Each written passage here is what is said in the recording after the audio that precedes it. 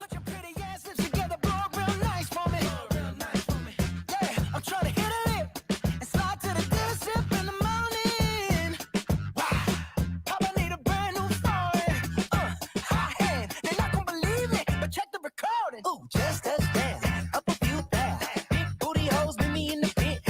Bar full of liquor, cash for the strippers. It's gonna get weird tonight, so no just praying, motherfucker, with some money to blow. I'm about to buy Las Vegas after this roll. I'm about to buy Las Vegas after this roll. Come on, 777. Let's go. Yes, Lord. Ladies and gentlemen, it is your boy Rico, joined by my guy Z-Bot. What is What up? is going on this Friday evening, folks? Welcome. This is the Easter weekend. This is Good Friday, man. It is. It's time for us to have some fun today, man. It's not going to be your typical Bills podcast where we're talking about all Bills and everything. We're going to shake things up because, I'm sure of it. Some of y'all are just sick and tired of talking draft this, draft that, draft everywhere. Sometimes you just got to shake things up a little bit, and that's the plan today. So, folks, let me get my man. Yeah, there he is. Where's my man, Rev? What's up, Rev? What's happening, people? We're trying to set the vibe a little bit. We're trying to set the vibe a little bit. Let's go. Ladies and gentlemen, we are here. We are live and direct. I got my homies. I got my man Z-Bot. I got my man Rev in the building. And we are here to rock and roll, folks. Welcome to another edition of the Rico Report brought to you by the Buffalo Fanatics. And we are here. You know what really looks good right now is the fact that we got triple banners. Yes, we got the clean BF in the corner. We got the BF over here. Yo. Has that ever even happened? I think this might be a first ever. Listen, we've had it in the past where everybody was on point. Yeah, I believe in you know what? Yes, we have. We've had it before, but it's nice and unison and clean. Yeah. So we are here, folks. Welcome to another edition. Right now, we are having some Facebook issues. I don't know why it's not connected to Facebook, so I'm gonna try to. I think Elon's trying to buy that too. They're going down a little bit right now. Yeah, that's all good. They're probably like, what the fuck is that thing? So let me try to. I hope it doesn't ruin our broadcast, but I'm taking it off Facebook and I'm trying to reapply it to the Facebook and see if it works out. So let us try that once again and save that ish as we go. So here we go. We are going live and right now we're doing it. So folks, let's jump into it. Listen, we're going to talk draft. We're going to talk draft. We got to talk a little bit of draft. But what I'm happy to say is that it's not going to be all draft talk today. We will jump into a mock because one thing I did notice about mocks, guys, is that the first round is crucial because if you decide to trade out of the first round, because I know it just sounds sexy to trade out of the first round and pick up more picks in the second and third, but by then you lose out on a lot of solid players unless you are trading with the freaking Jaguars or the Giants that are in the top 35, like in the top 35, 37 picks, dude. You run the risk of losing out on a lot of crucial players. So we're gonna do a quick mark and get into that, and we'll go from there. But folks, let's get right into talking football. Stephon Gilmore has officially signed. He found a home. He found a home with the Colts. I did not see the Colts happen. Yeah. I knew he was going to the Bills. There was no way. Z-Bot, did you think in any way he was going to head to the Bills? In any way? Well, I'll tell you this. I nothing was shocking me in this offseason, and that's what I said. If they did it, it wouldn't have absolutely blown my mind. The shocking element might have been him choosing to go to Buffalo, I would guess. But the money he got out in Indy was not going to be met by Beane in Buffalo, that's for sure. He wound up getting paid probably far more than he's worth at this stage of his career. So I was never expecting it. I've said this all along. It just seems as though the plan in totality for corner has been draft. There's a reason they haven't even attempted to make a move there, or at least we don't know of one. Right. So I know we heard that they were interested, but they were interested in plenty of positions and made a move at almost every one of them besides corner. And we've talked about this draft class coming up for corners, and it's it's loaded, but it's very top heavy. So, when we're talking about the draft and trading, that's the interesting element to me. If the goal is to go corner in the draft, how is Beane going to maneuver in order to get the guy that they have their eyes set on? Well, that's a good question, because it brings us right into what is Beane thinking? Where's Beane going with this? And we had a wonderful piece written by our guy Yeston. Yeston Harris came in and he's got a 5-part series he's writing into the tendencies. What is Beane going to do? And what has he done in the past that has given us the opportunity to look at, okay, so he's done this in the past. What is he trending to do? So if you guys have not looked at Yeston's article, jump in on Yeston's article, man. That boy is rocking it right now. But it got me thinking. What the heck is Beane thinking? Is he going to throw us off? Because we all thought running back last year, maybe running back. Okay, maybe he might go a receiver. Maybe he might go defensive line, but later in the defensive lineman. Maybe he might go lineman, but he hit us with a double lineman right off the bat. How unpredictable is Beane? Rev, talk to me. Is he predictable to you, or is he unpredictable? Man, we can kind of catch his tendencies at times, but I think after last year when he double dipped at 2 positions, the defensive line at edge and then at was it tackle? Yeah, that kind of like threw a wrinkle in things. So I think we have an idea of like I said, his tendencies, what he's used to doing. Yep. But come draft night, especially round 1, Beane is, you really can't tell, because this guy he moves in the weeds. He's liable to move up to the top 10. We just don't know, especially with us being in this window that we're in right now. Nothing is off the table for me. So, I'm excited about round 1, especially and what he could possibly do. But I really can't tell, man. I don't know. What about you, Bot? What do you think? Yeah, I can't tell either. But I've constantly left this particular move up to my imagination, because it's actually got me excited in an area that I don't particularly get excited in. The only time to me that the draft is overwhelmingly exciting is when you go into it knowing that, like the draft in which we went into getting Josh Allen, we knew we were going quarterback. That was exciting, right? Because you were going into it knowing that you were at least taking the roll of the dice at a transcendent player, a guy who's going to change the franchise, or at least you hope he will. So that gets exciting to me. This in particular to me, I can't lie. Like, you're picking in the mid to late 20s, any team at that point, it is an utter scratch-off ticket. You hope you cash in. Oftentimes you don't. And the reason I'm interested in this particular draft more so than others is because that position is the only one that hasn't been addressed, and it's led us to believe this entire time that it's going to be done in the draft. But the more you look into it, and I remember Rev and we went through this pretty extensively when him and I were on a couple weeks ago. If you want one of these top corners, they're not falling to you in the mid-20s. It's not happening. So that's why I'm interested, because I think if that is the overall goal, they're going to have to make a move in order to get it done. So that's what's got me excited about it. Mm-hmm. Well, you know who else is excited? Caroline is excited. And she's not kidding either. She's not kidding. She is obsessed with scratch-offs. And I'll tell you what, if anybody should be a GM, it's her, because she oftentimes wins. Every time I buy one, it's an automatic L. Well, listen, but she's winning consistently. Get her in contact with Brandon Beane. Yeah, she'll be all over it. She'll be the good luck charm over there. Now, when it comes to the draft, though, when we're picking early, like we've been trashed for the longest time, so we know, like, okay, top 10, we gotta make this work. We gotta make the right pick. And we're sitting here picking out in the 20s.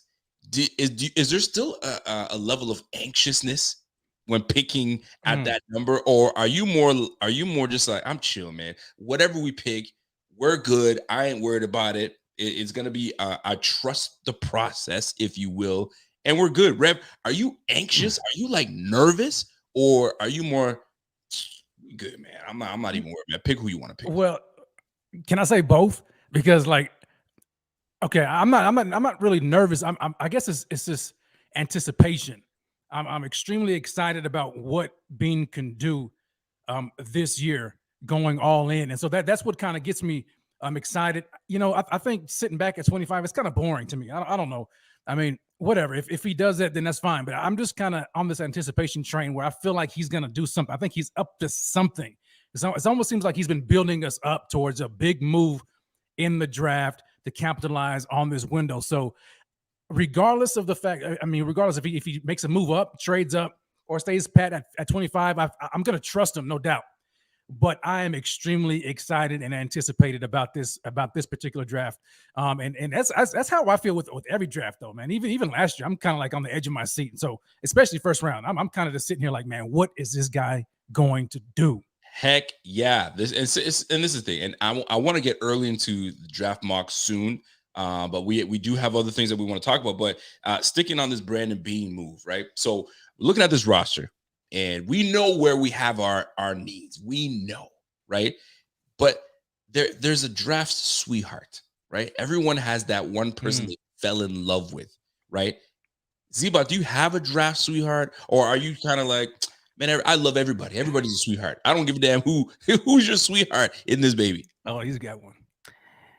Jahan Dotson. It is Jahan Dotson. I love Jahan Dotson. I'd love it. But that's just because I'm a Penn State guy. Mm-hmm. And I will say, he's being considered right now one of those overlooked guys at the position coming into this draft. And I like that because that could potentially spell an opportunity there. But I don't know. It's tough for me to imagine.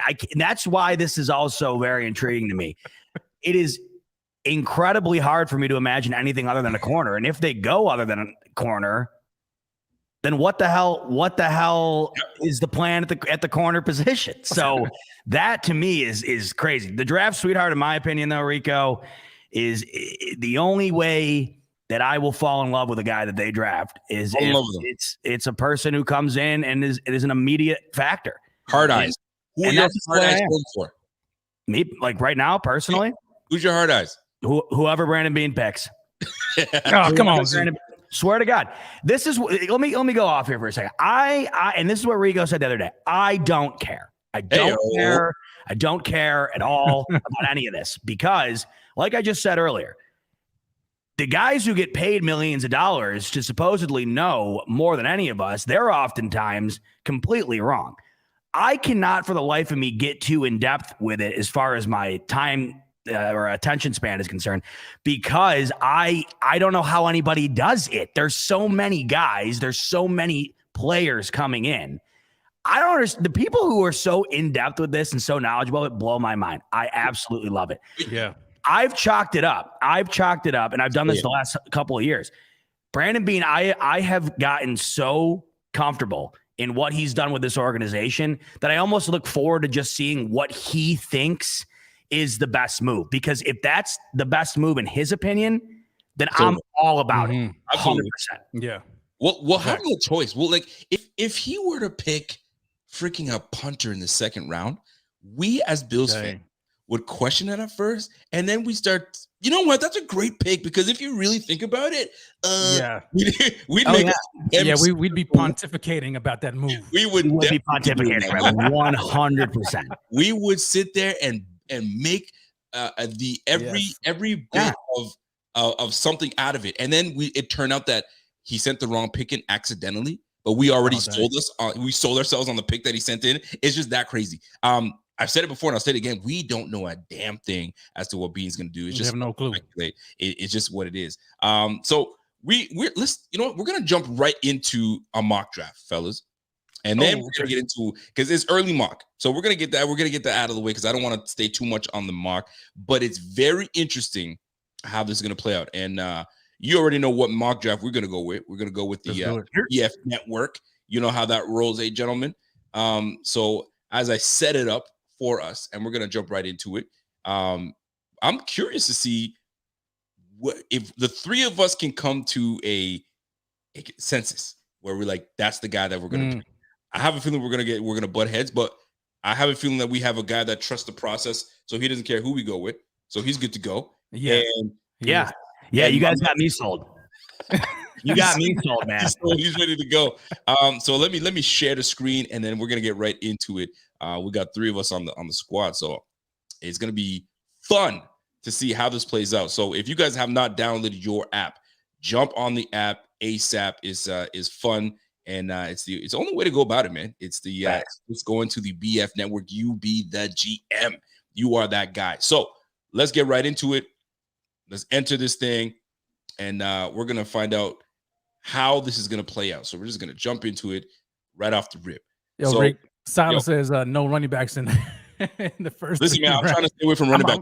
I'm trying to say, yo, Silas made some great points last on Tuesday's show. Yeah, he had me thinking, but he didn't convince me enough to not really consider. Nah, we're gonna piss him off tonight. So we got a receiver, we got two corners, we got Trent McDuffie, Andrew Booth. To me, I'm going with Trent McDuffie right here. Yo, love that name. Really?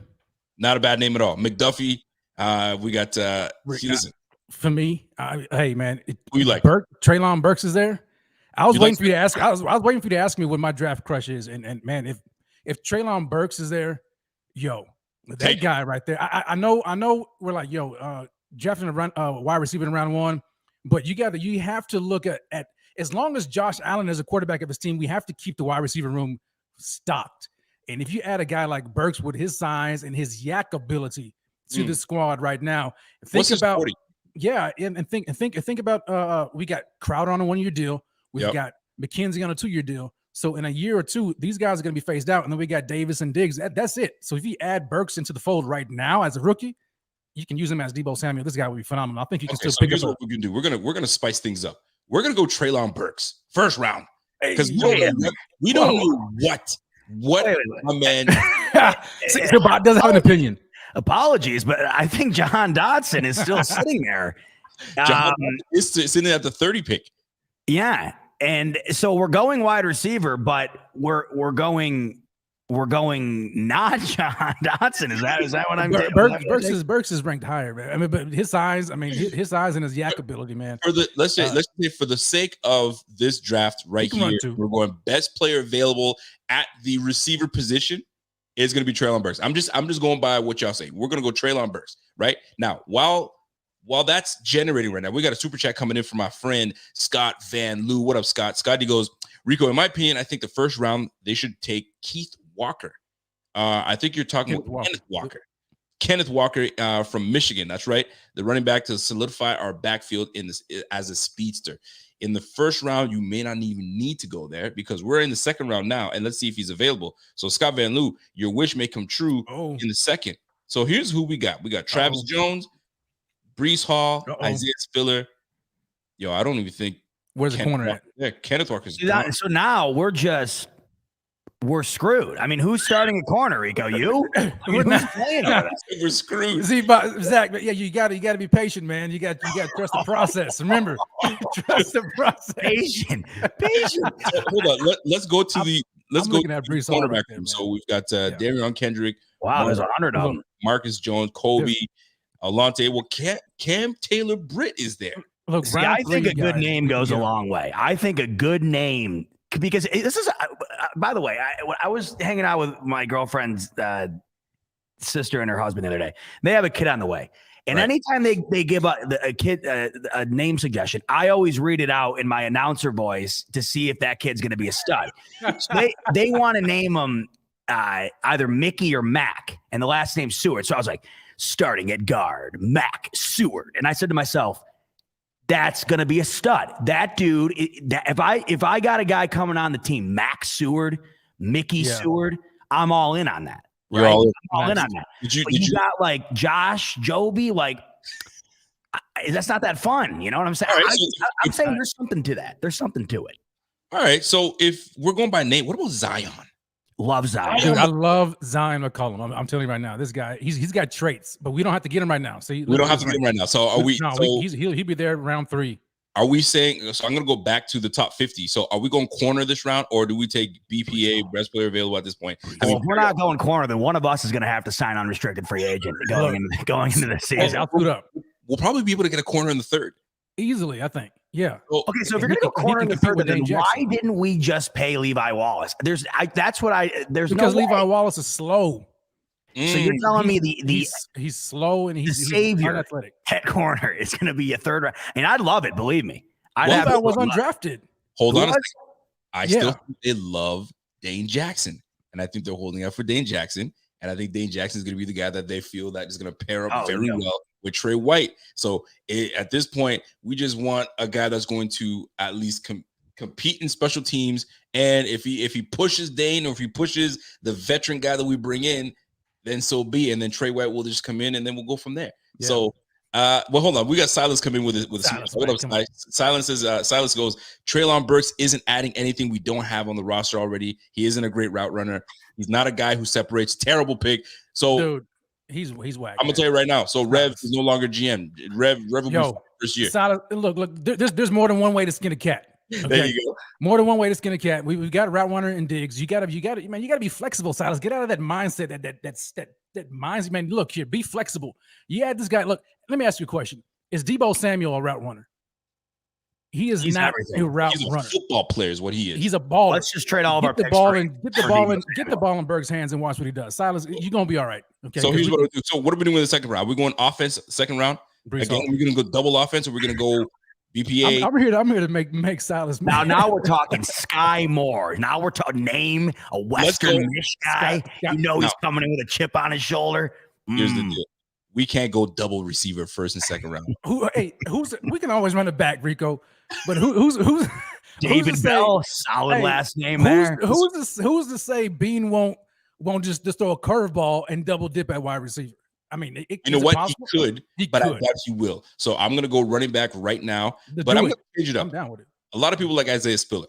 They love Isaiah Spiller in that position. I mean, I like Breece Hall. But if you're picking between these two running backs, who are you picking? Scott, you picking Breece, or you picking Isaiah? Now, if it's up to my man Z-Bot, I think he likes the name Isaiah more than Breece. You're damn right.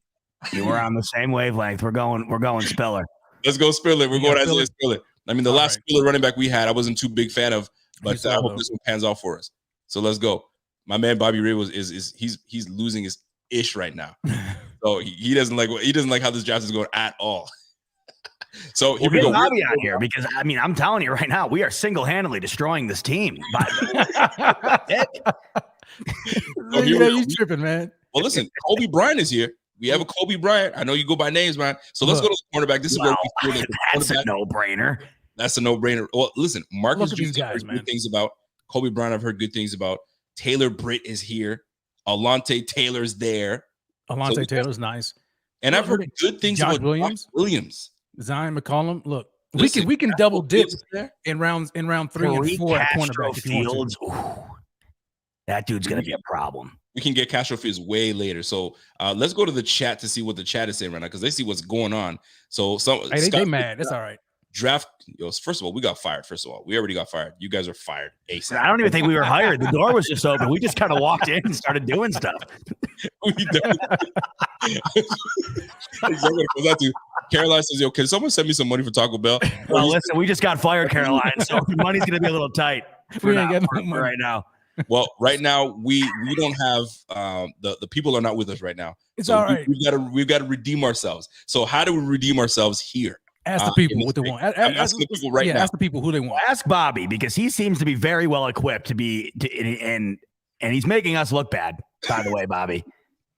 So right now, so Nandi says, "Yo, what are you guys smoking today, man? What's happening today?" They don't like what we're doing right now. But here's the deal: Cam Taylor Britt, I think, might be the pick right now. I'm looking at the chat right now, and I've got one Cam. Somebody's with me with Cam, but he ain't really a BPA. Oh, scroll up. Let's look at the overall again. Overall, let's go for top 50. Yeah. So top 50 right now. We're looking at tight end. We got linebacker. I don't think we need a linebacker at this point. I think we got Calvin Austin. We already got receiver. So we got keep on going down. How about the last name Strange? Now it's out of Chattanooga. Oh, he's gonna be a beast. Well, listen, that he is a beast actually. Cole Strange is actually a beast. So he's nice. He's nice with it. Dude, what a cool ass last name. Strange. Imagine getting that jersey. It would be strange. See, at this point, I'd be willing to trade back, but I said, listen, man, Cam Taylor Britt. I'm cool with it. I think we should double dip at cornerback myself anyway. Done. We're gonna go with Taylor Britt, and we will see what shows up, because we're only doing 4 rounds. I'm not going for the whole thing. We'll do 4 rounds, and we're gonna get right into where we at. Where's my guy Taylor Britt? I just saw him, but We're You have to go to the corners. Yeah, we're going to have to. He's that low. He's that low on the list. So here we go. Taylor Britt, we're going to take him out of Nebraska. Boom. So we're going to skip it right to it. So here's what's available right now. Top 50. Ooh, Boy, Jelani a lot of Woods is there too. a lot of tight ends. We watched this draft like you would believe. Bro. Yo, I'm gonna just stop it right now and keep it pushing, because right now, and we might double back and come to it. So I promise you guys, this ain't the draft. We just wanted to see what it would be like if we took receiver first. Hey, that draft is fire to me. It man. looks like we'd be really screwed, and I didn't even think about it. Here's what we look. You tripping, man? If Come on. You're cool with this? This draft, and you saw Treylon Burks, Isaiah Spiller, Cam Taylor-Britt as your first 3 picks, I think people would be like, yo, fam, what are you doing? Fam, what are you doing? You know what I'm saying? Look. But we'll double back. We'll come back, and we'll see how this plays out. We still have our jobs intact, and we'll double back and see if we can gain the trust back from the people, because right now they're ready to pull a DM card. Bobby said it's not that bad. Yo, Bobby said it's not bad. Yeah, that's what I'm saying. And it's not right. that bad, man. I'm telling you, people. If Brandon Beane made this draft, everybody be like, "Yo, that's a good draft." We're gonna come back to it. So, guys, we wanted to change things up a little bit, and we're gonna. And I'll be transparent, mainly because I don't know anything about the draft. That's why I told Rico before I go, you can't do this to me. You can't do it to me, man. You can't. I'm picking based on names, man. You're making me look like an idiot. I can't do it. Go with Strange. So here's the deal, man. We're having fun. We've talked about this before, and I want to bring it up before we get. So we're gonna stay away from. We're gonna get away from Bills talk and talk about things around the league. So we know Stephon Gilmore's he signed with the Colts. Good for him. 24 mil, 14 mil. I mean, that's about what I expected him to get, because he's probably one of the top free agent guys that are out there. Now he's off the board now.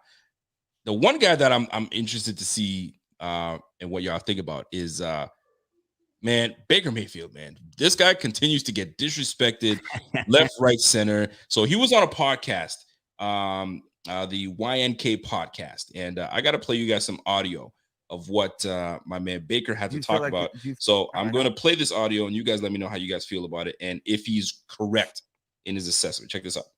Right now is like, I really, truly, honestly have no regrets of my time in Cleveland, of what I tried to give to that place. Right. And true Clevelanders and true Browns fans know that. And that's why I can walk away from the whole situation feeling like I did it. And now, do you feel like the way the office has handled it has been disrespectful to you, given where you came in and where they are now? And I mean, yeah, the respect thing is like, it's all going to be like a personal opinion. Yeah, like, and I feel disrespected 100% because I was told one thing and they completely did another. That's what I'm in the middle of right now. And you know what? Okay, I got my taste of it, because I've had 4 different head coaches in 4 years, a bunch of different coordinators. I've had talk about the highs. They always come back. They always come back. Yeah. But like, I mean, I had great times my rookie year. Like I didn't start in the beginning. I came in and got to have fun the back half of the year. 2019 sucked. 2020 was great. Made the playoffs. 2021 was miserable. It's like, yeah, I'm just looking for stabilization right now. And like, I know what I need to do for me to be the best version of me, and to be able to lead an organization. And like, I'm in a good place right now. Right. To where like, I have no clue where I'm going.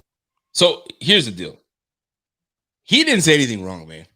He gave everything. Like the Browns were irrelevant. Go ahead, Z-Bot. Talk to me. Well, I just wanted to chime in real quick, because you left out a very important piece of that interview.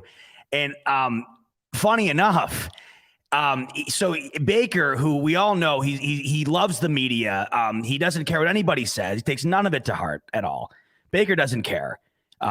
He doesn't let anything get to him. He doesn't let anybody bother him. As we know, he is the quintessential role model for the position in the NFL, obviously, right? So, you know, and when you go to a sporting event, you might consider the fact that there might be people in the stands that don't particularly like you and they boo you. Now, that's what happens at a sporting event. But Baker, who found some incredible way to relate professional football to working in a cubicle, wants to get revenge for those who booed at him by going to their job and booing at them. And unfortunately for me today, Baker came into my office and did just that. I would love to tell show me up you to somebody's cubicle and just boo the shit out of them. What do you want from me? I'm trying my best. I lied, okay? I lied on my resume. I don't know how to use Microsoft Excel, okay? I'm trying my best here, all right?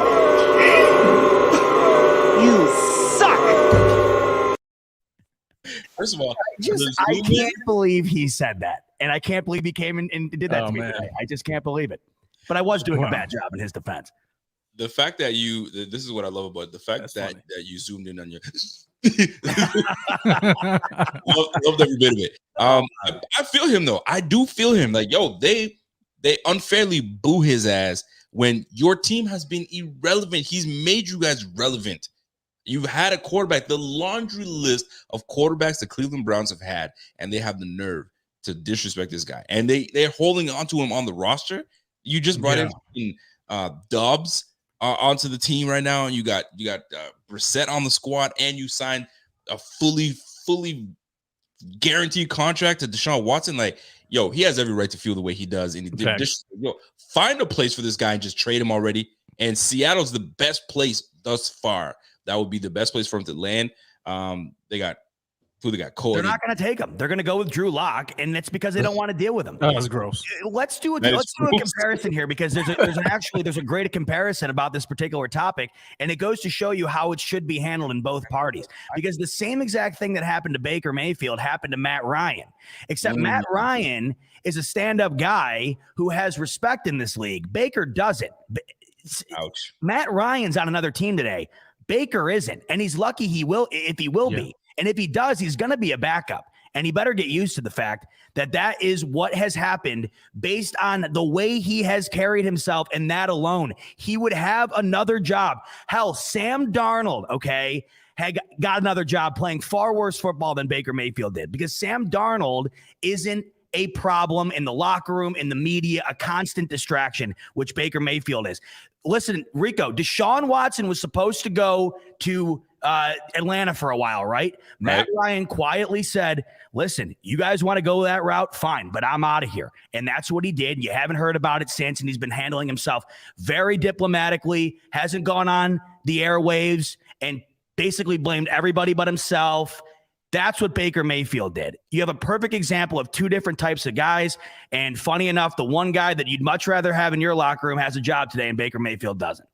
Wow. Well, I mean, listen, you have no, I guess you have no sympathy for Baker. I mean, he came to I have sympathy for the injuries last year. I have sympathy for that. I have no sympathy for the way he's handling himself. He just doubled down on it, Rico, on that podcast. He said he has no regrets. He drove Odell Beckham Jr. out of town. He had 3 different coaches. He personally, on a week in and week out basis, was a storyline outside of the play on the field. And not to mention, his play in itself was not worth having that type of issue around. There's a reason the Browns moved off of him. He wasn't bad enough to move off of, Rico. He wasn't. It's because of the relationship that he severed. That is why he is no longer a Cleveland Brown today. Well, okay. Wow. Well, he is a Cleveland Brown. So, like, if oh technically, my God, Rev, come on. You know what I'm saying? He ain't a Cleveland Brown. You know what I'm saying? Like, even if he kept him around, you think he would sit on that bench? Do you think Baker Mayfield would show up as a backup for the Cleveland Browns next week? Absolutely not. Absolutely not. And I wouldn't either. Yes, I wouldn't. He can't now. Listen, they disrespected him. They told him.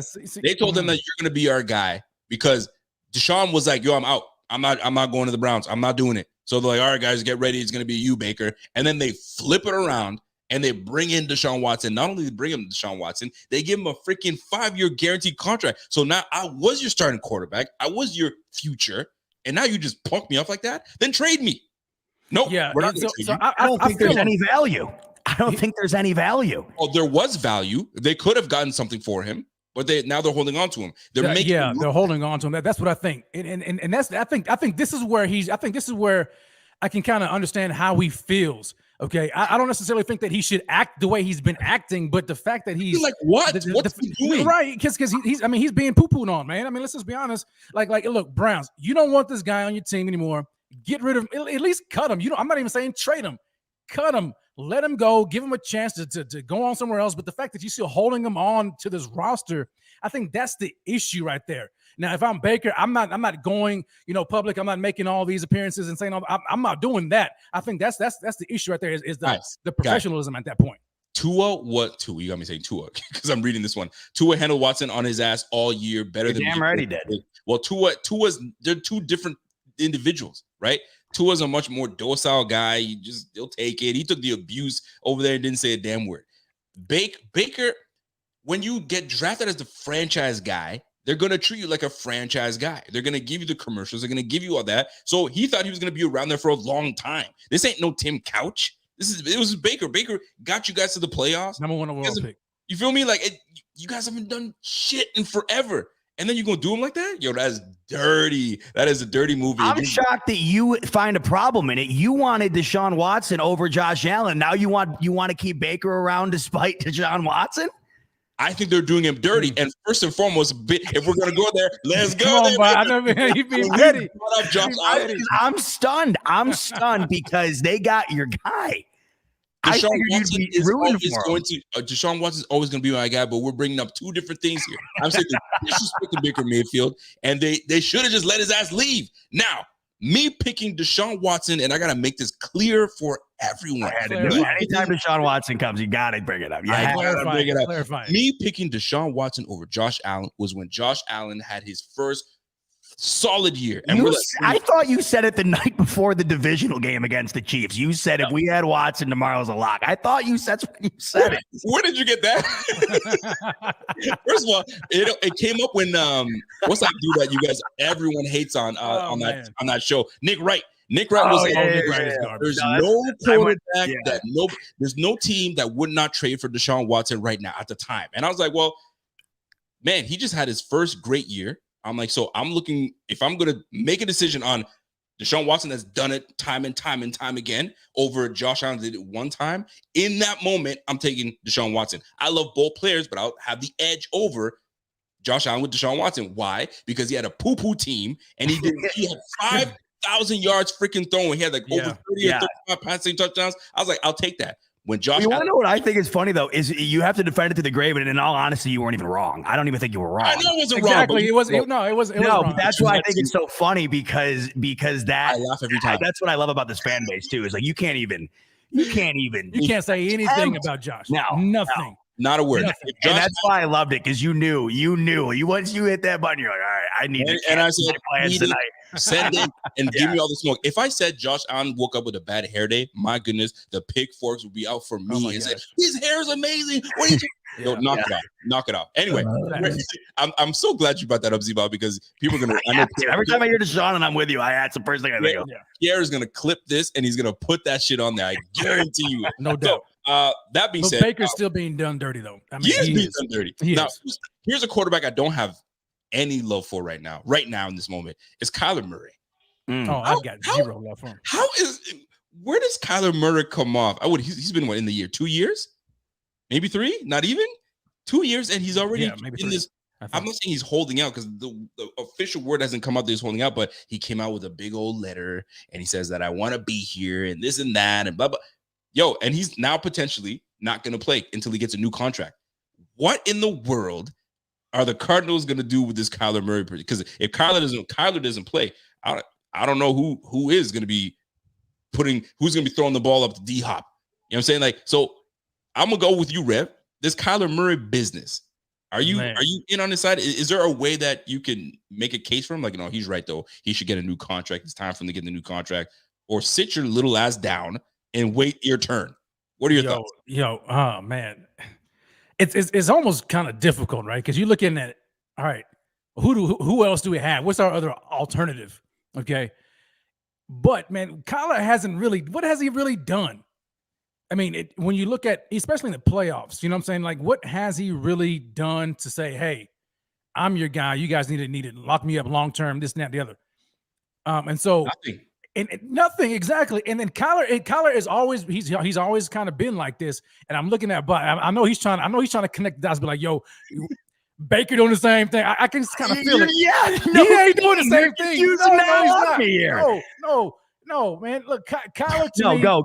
I need to hear the explanation. My face told you. It spoke to you. No, That's exactly what I was thinking.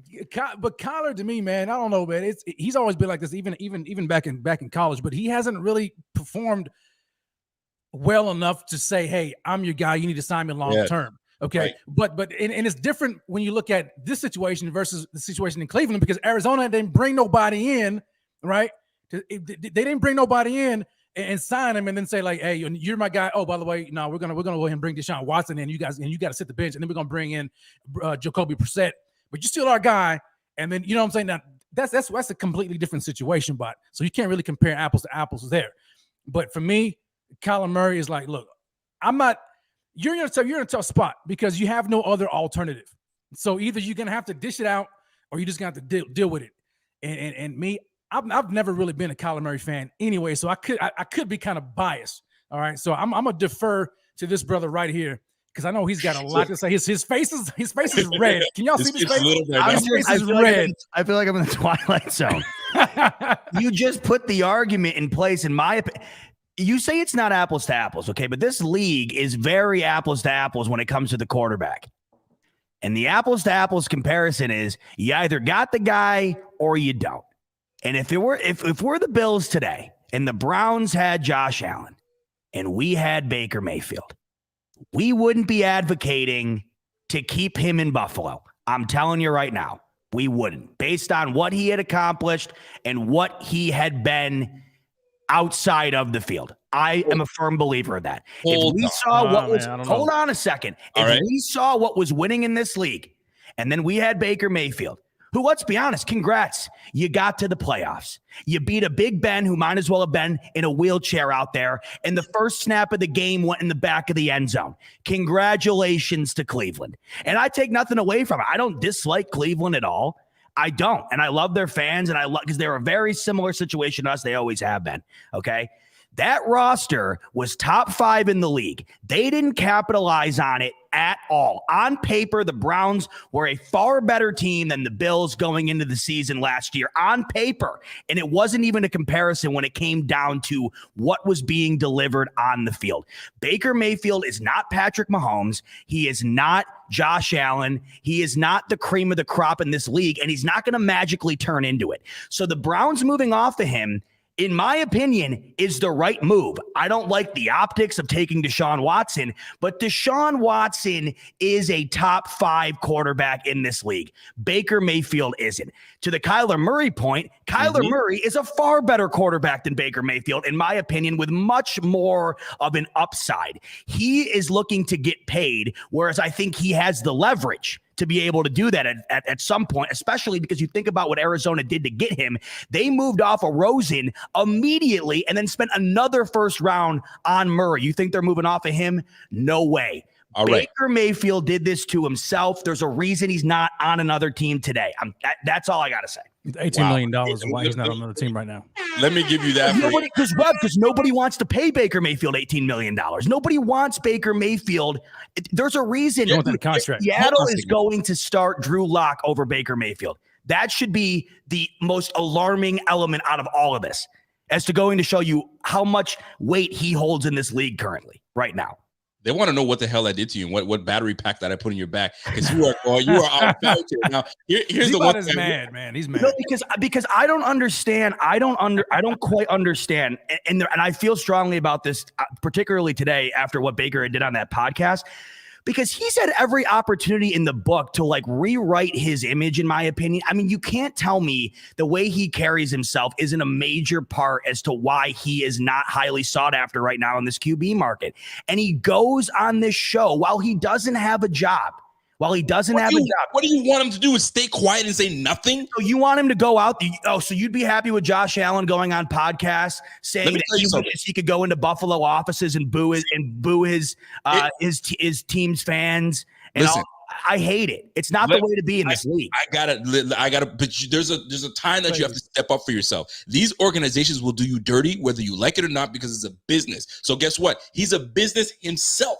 So if I don't step up for my business, it's a business that's on its way. It's nosediving. If he was a stock, it's going like this. The Browns are going like this. They're going in two different trajectories. If the Browns didn't grab Deshaun Watson, they would have been praising this man. So I don't want to hear this. Yeah, they really would. That relationship is severed. Why do you think they paid him $250 million guaranteed? They had to, because they knew there was no way they could go back to Baker. It was done. Had they not have been able to get Watson, they would have had a stick. You think Watson was going to turn down the most guaranteed money this league's ever seen? That's why he's no. I'm saying if there was no possibility. No, I'm saying Deshaun Watson, he originally did turn down Cleveland. The only reason he's a Brown today is because he's taken that money. So what does that show you? The Browns said the relationship with Baker is so far gone that we have two choices here. Either go into the season with Case Keenum starting at the position, or we pay Deshaun Watson the most money the league's ever seen. So hear me out on this. Hear me out on this as well. Okay. So Baker Mayfield took these guys to the playoffs. Baker Mayfield has had four different freaking coaches, multiple freaking that's terrible. That's Josh tough. Allen has had the opposite. I'm not trying to compare the two, but he's had the opposite. I hear he's been able to be in a system and have success. Baker's been done dirty from the mother effing start, and then they do him even worse by bringing in Deshaun Watson, and they're playing yo-yo with him, right? So now I'm being done terribly by my GM. I'm on a podcast. I'm going to speak what they say, my truth. And his truth is, I've done everything I can for this organization. There's been some ups and downs. I got you guys to the playoffs, and then y'all do me dirty. I'm being disrespected. I'm being disrespected. Now, move on to Kyler Murray. Kyler Murray has no freaking leverage. Kyler Murray, first year in the league as a rookie, you don't expect much from him. They went, 5-10.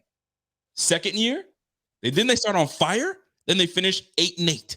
Then the third year, they're 9-5. They started on fire, and then they nosedived. That's on Kyler. You had a loaded team. They set you up for success, and you're sitting here talking about, I need a new contract for what? And then, like my man Bobby said, before Pat Mahomes got his contract, he won a Super Bowl. What are you doing, Kyler? Asking for all that money, and you trying to get an exception where you see all these guys that are having success in this league, and you're going to sit here, you want a new contract? Boy, you better sit your ass down. Sit your ass down, take that little stool, and sit down and wait your turn. Because if you keep messing around, man, they might go get someone and replace your ass. But we'll see how that plays out. Yeah, now, that's where I am with Kyler's situation. Kyler tripping, the Baker situation with me, the only thing that really gets to me and where I can see kind of both ends of it is facts for real. He was done wrong. They're doing him wrong right now. Also, there's a certain way in which he can handle it. If he knows how the league is run, he can handle it a certain way. He was trying to. And so I'm not necessarily a proponent of him, going on pods and saying this and that and the other.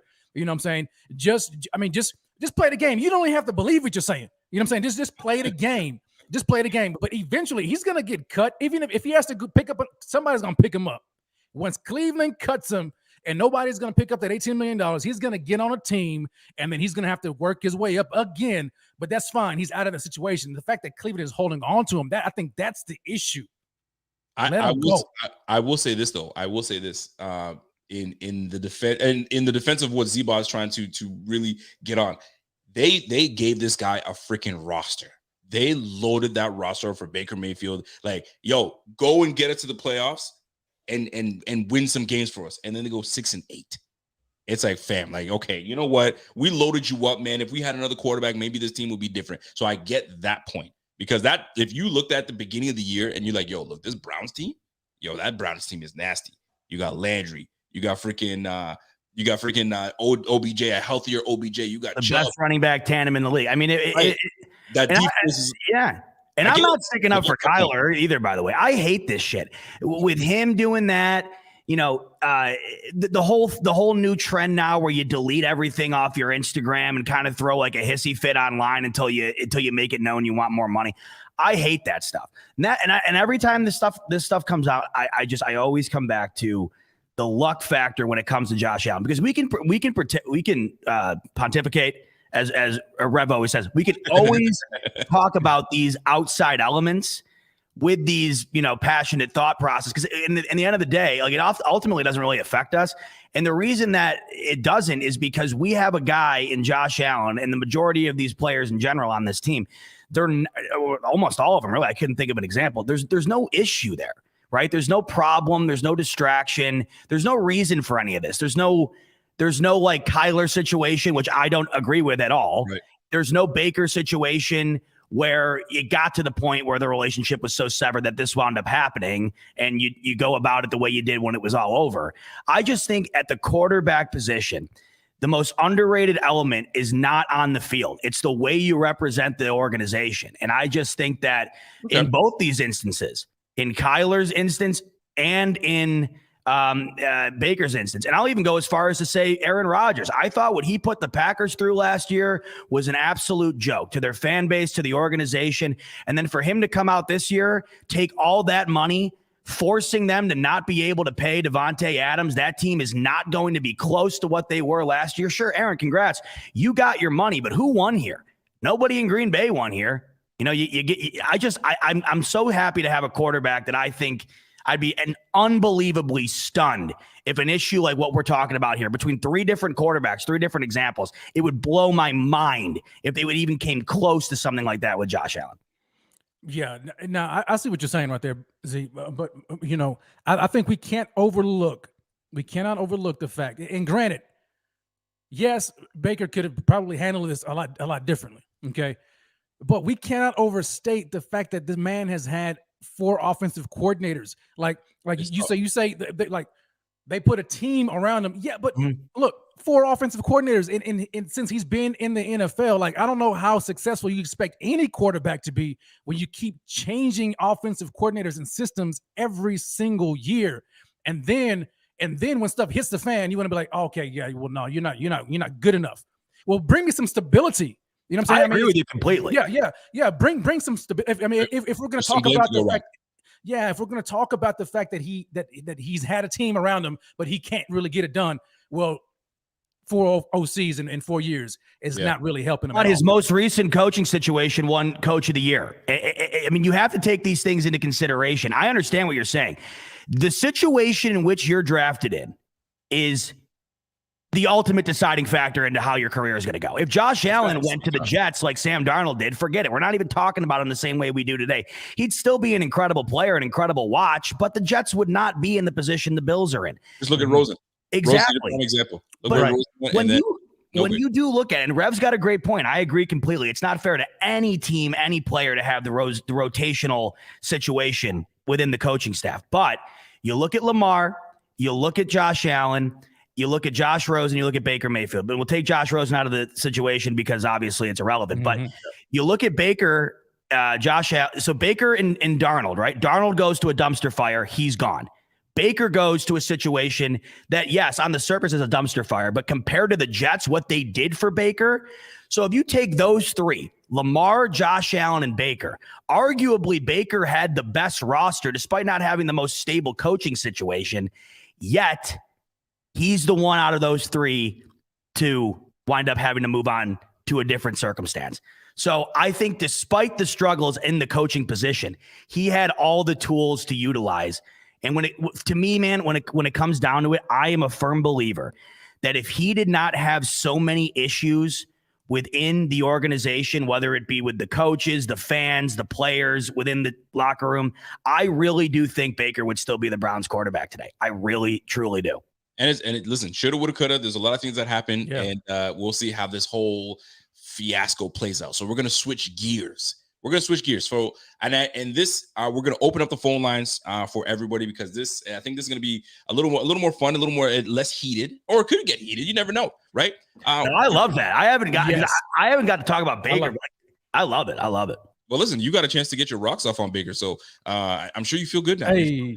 Look at his face. He feels good, baby. Well, let me finish off with the Baker thing real quick. I understand. I want to leave it with this. By the way, Caroline, for God's sakes, hon, go get the Taco Bell. I'll Venmo you after. Not your fries. For the love of Christ, go get it, love. You've earned it. Go do it. You've earned it. Do it. Go do it. The Baker situation. everything aside, and I understand what you're saying, what they're doing right now, it's a little bit ridiculous, right? I completely agree. But at the end of the day, Baker knows he's not a Brown. The Browns know he's not a Brown. Ultimately, that's going to figure itself out. But I understand Baker being Baker. He feels that, and I get that, right? But I want you guys to ask yourself this. Based on what's winning in this league currently, and we got one of those guys in that particular realm, you look at Baker, and outside of the injuries, whatever else, you look at his body of work, and by now we've seen enough, because that's the body of work we've seen from the majority of these quarterbacks. We've seen even less body of work from Justin Herbert, Joe Burrow, you name it. What's winning in this league right now? It ain't Baker Mayfield. And you can't look at me right now and tell me amongst the teams that have a guy who is putting their team in that realm that we're discussing, that Baker Mayfield would be able to do the same. Do you feel that way about Baker Mayfield? Do you believe in him to be one of those guys that you could look at and say, yep, if he's on that team, they're a contender? Well, Matthew Stafford ain't Josh Allen, and neither is Joe Burrow. You see what I'm saying? I mean, if you're talking about the athletic part of it, no, I'm not talking about that. I'm talking about Matt Stafford. Matt Stafford's a winner in this league. I mean, he was on a team that was an absolute dumpster fire, and we know this to be true because the year he leaves with a roster that was pretty equal to the Cleveland Browns. Let's not kid ourselves. Matt Stafford goes and wins the Super Bowl his first year in leaving. It worked out out well. I don't know. I mean, yeah, I understand what you're saying. It's a different category, the older realm, right? Matt Stafford, Rodgers, Brady, right? But yeah, I just wasn't sure what you were talking about specifically. I thought you were talking about like athletic quarterbacks. Are the no. I'm just talking about when you look at the grouping of quarterbacks that's getting it done right now. Yeah. Do you really? Could you even make an argument that Baker fits in there? You can make an argument, man, because you can put you put Baker on San Francisco. You don't think that he would have success on San Francisco? I mean, they just went through with Jimmy Garoppolo, and Jimmy Garoppolo is up and down. I'm not saying that Jimmy Garoppolo is Baker, but Baker, you put Baker on that squad, I think he gives you a little something different than Jimmy, right? So that's the where I stand on that. I mean, that can go either or, but yeah, and it's very interesting. Yeah, and it could be just system, right? Because when you look at what Baker came from in college, he came from that air raid system in OU. But then he goes into Cleveland now, and he's not playing that. He's not playing in that type of system. So I think it's very interesting if you talk about him under Kyle Shanahan. Thank you very much. Right, that's a good point. That is interesting. Yeah. A difference, because like you had mentioned earlier about it's all about situations and where you place. Determines a lot of the success of quarterbacks. Who coached him? It was freaking Lincoln Riley. Lincoln Riley. He's now was one of his coaches. Yep. With the black man that was there, and I forgot. Well, ironically enough, Lincoln Riley was also your boy Kyler Murray. So maybe there's something to that. Maybe we need to talk to Lincoln Riley about what's going on there. What's the name of the head coach in Arizona? What's his name? Kingsbury. I mean, that's also an issue. It's the same offense as Lincoln Riley and OU. So that's why Kyler has been able to have some success, because he just brought the same system with him. Baker had to learn a whole different system. We'll see how Kyler skill set. We'll see how Kyler fares if he doesn't work out in Arizona and put him in a pro system and no air raid this and that. We'll see how that plays out. So let's dial it back to the Bills. I'm going to do some over unders with you guys. And I like that. I need some help in seeing how we fare this year. So over under, we see what this season is going to be like. The AFC is absolutely stacked. So over under, the Buffalo Bills 11.5 wins. Oh, I'm slamming that. I'm taking over. Yeah. Listen, I think what we need to do here, all three of us, before we get into our feelings here, look at that. Yes, Rev. Look at that. All right, let's schedule. do it. Pull up the schedule. It's tougher. It's a lot tougher than last year. Man. Yeah. I mean, you can't be having a game like you did against the Jags this year. That's all I'm saying. Like, if you're going to get your losses, they're going to need to be against these teams that are. I mean, this is no joke of a schedule at all. Yeah, it's just tough. Who are we playing? So I'm gonna pull it up, Rico. Give me a second. Well, you guys chat it up while I pull it up here. Yeah. Because initially, like, I want to take the over. Me too. I hear you. But man, at second glance, when we talk about this schedule, it's tougher. And then on top of that, I mean, you've got the extra talent that's been added to the AFC, so it's going to be even more competitive. So I'm with you, bud. I want to take a look at this thing and see who we're playing first. And also, I would say if it is the under, and this is why it's tough to me, I could see them winning 11. So that under would hit by the skin of your teeth. But 11 is what they won last year in an easier schedule. Right. But there's also a couple, stipulations there. One, you lost a couple of games you really shouldn't have, right? I mean, multiple. Yes. They could have beaten the Bucs, right? How the hell they lost to Pittsburgh week 1, I'll never understand. How the hell they lost to Jacksonville, I'll never understand, ever. One of the most shameful losses ever, I swear. But I think if you can avoid that, they're going to be right on the cusp. Let's have a look. All right, so if you guys, I want to make sure that the everybody can see the screen. No problem. Excellent. So listen, man, we go. So home games, Green Bay. Oh, I can't wait for that game. Minnesota. That's going to be a good one. Minnesota is, we'll see how Minnesota. I think Minnesota is going to be a little much better than last year. Harrison Phillips is going to want to destroy our old line.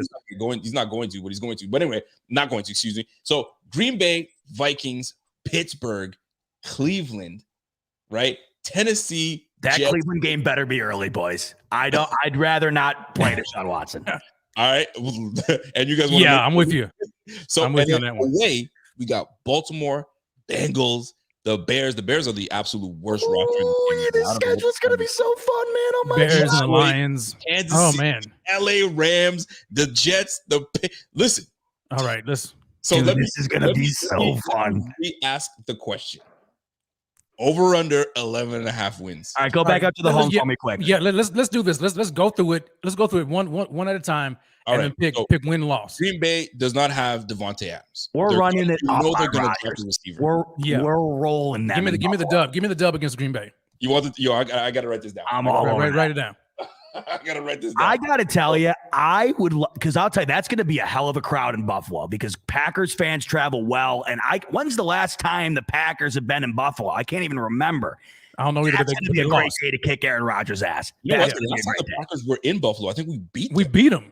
Yeah. When was it? I can't even remember. It's got to have been a long time ago. They know in the chat. Y'all let us know when was the last time we played Green Bay at home? Yeah, you guys got it. But I know it was a home game, and we didn't have a good roster, man. And we won that game. I was like, what? I think George Wilson was still our safety. I could be wrong. Dang, was it that long?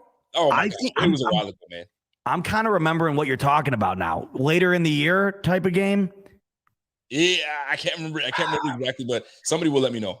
You guys let me know what the score Kermit's was. saying 0-3-0-4. That sounds about right. Is it that long? What was the score of that game? Look it up and let us know. So you got Green Bay. You think we roll Green Bay? What about Minnesota Vikings? Are we beating the Vikings? W. We're not losing. Yes, we're going to beat them. All right, that's a W for the Vikings. All right. To me, it's all about quarterbacks. Trubisky. Pittsburgh deals with Trubisky. Yeah, we're going to give me the dub on that. We're going to beat them. Damn, so we start. We go. See, I hate when I get going like that. I mean, this is very early, so nobody's really going to fault us for that. Yeah. Come on. I think we're good with 3-0. I'm all right with that. I'm so with it. Yeah, 100%. Right. Cleveland. It was 2014 when we played the Green Bay Packers. Not what was the score of that game, fellas? If you guys can let me know. And I know we won that game, but I don't know who the hell was our quarterback back then. Was it with Tyrod? Yeah, Tyrod was our guy. Good question. Tyrod was our guy back then, and I think that's how we won that game. I can't remember. You guys let me know. You boys just see what happened again behind me. It just felt again. And we talked about the unison that we had, right? I know. Dude, the second you said that, I knew this was going to happen tonight. Guaranteed. Gonna fall down. So you can fix it whenever you want to. So Cleveland Browns, are we beating the Browns or what? Okay, now, man, is this Baker's playing? We're winning. I think, according to you boys, that could be a fat L for the Bills if Baker's playing. No. Relax. No. All right, no. But we can be objective at the same time. You know, we can defend. We can talk about what Baker's been dirty at the same time. We can like, look, if he plays Buffalo, we're gonna beat the brakes off him. Tennessee Titans. But yeah, dude. I mean, we can't beat them. We can never beat them. What the hell? Yeah, that's gonna be another tough game. Taking the L here? Are we losing this game? We have to take an L somewhere, right? So you're gonna give it to the Titans? Wait, I gotta tell you, Dang, there's no way we're going 8-0. My gosh, Kyle Orton was a quarterback in that game. Oh dang, A legend. You're right, because you know what? It's because what's his face got benched, and Kyle Orton was EJ? EJ got benched. Oh wow. In that game? No, it wasn't that game. He got benched after the No kidding. So anyway, Orton went 14 for 158 yards. Oh my gosh. So, I think no matter what here, though, boys, what I'm getting the vibe here, I think we're thinking 7-1 somewhere. We lose one of these. We have to lose one of these games. who are we losing to? You let me know. And then we're gonna see if this whole I'm smashed. We're not losing in the division. Hell, That's no. not happening. Okay, So to me is Tennessee. so we're going 8-0 at home. Is that what you're telling me? Oh God. To You know me what? is it. I'm gonna listen. We're not losing at home. I'm gonna say The Titans have always been. I mean, let's just take They an L piss right me here. off. They piss me. I can't off. stand them. I can't You want stand to them. go 7-1?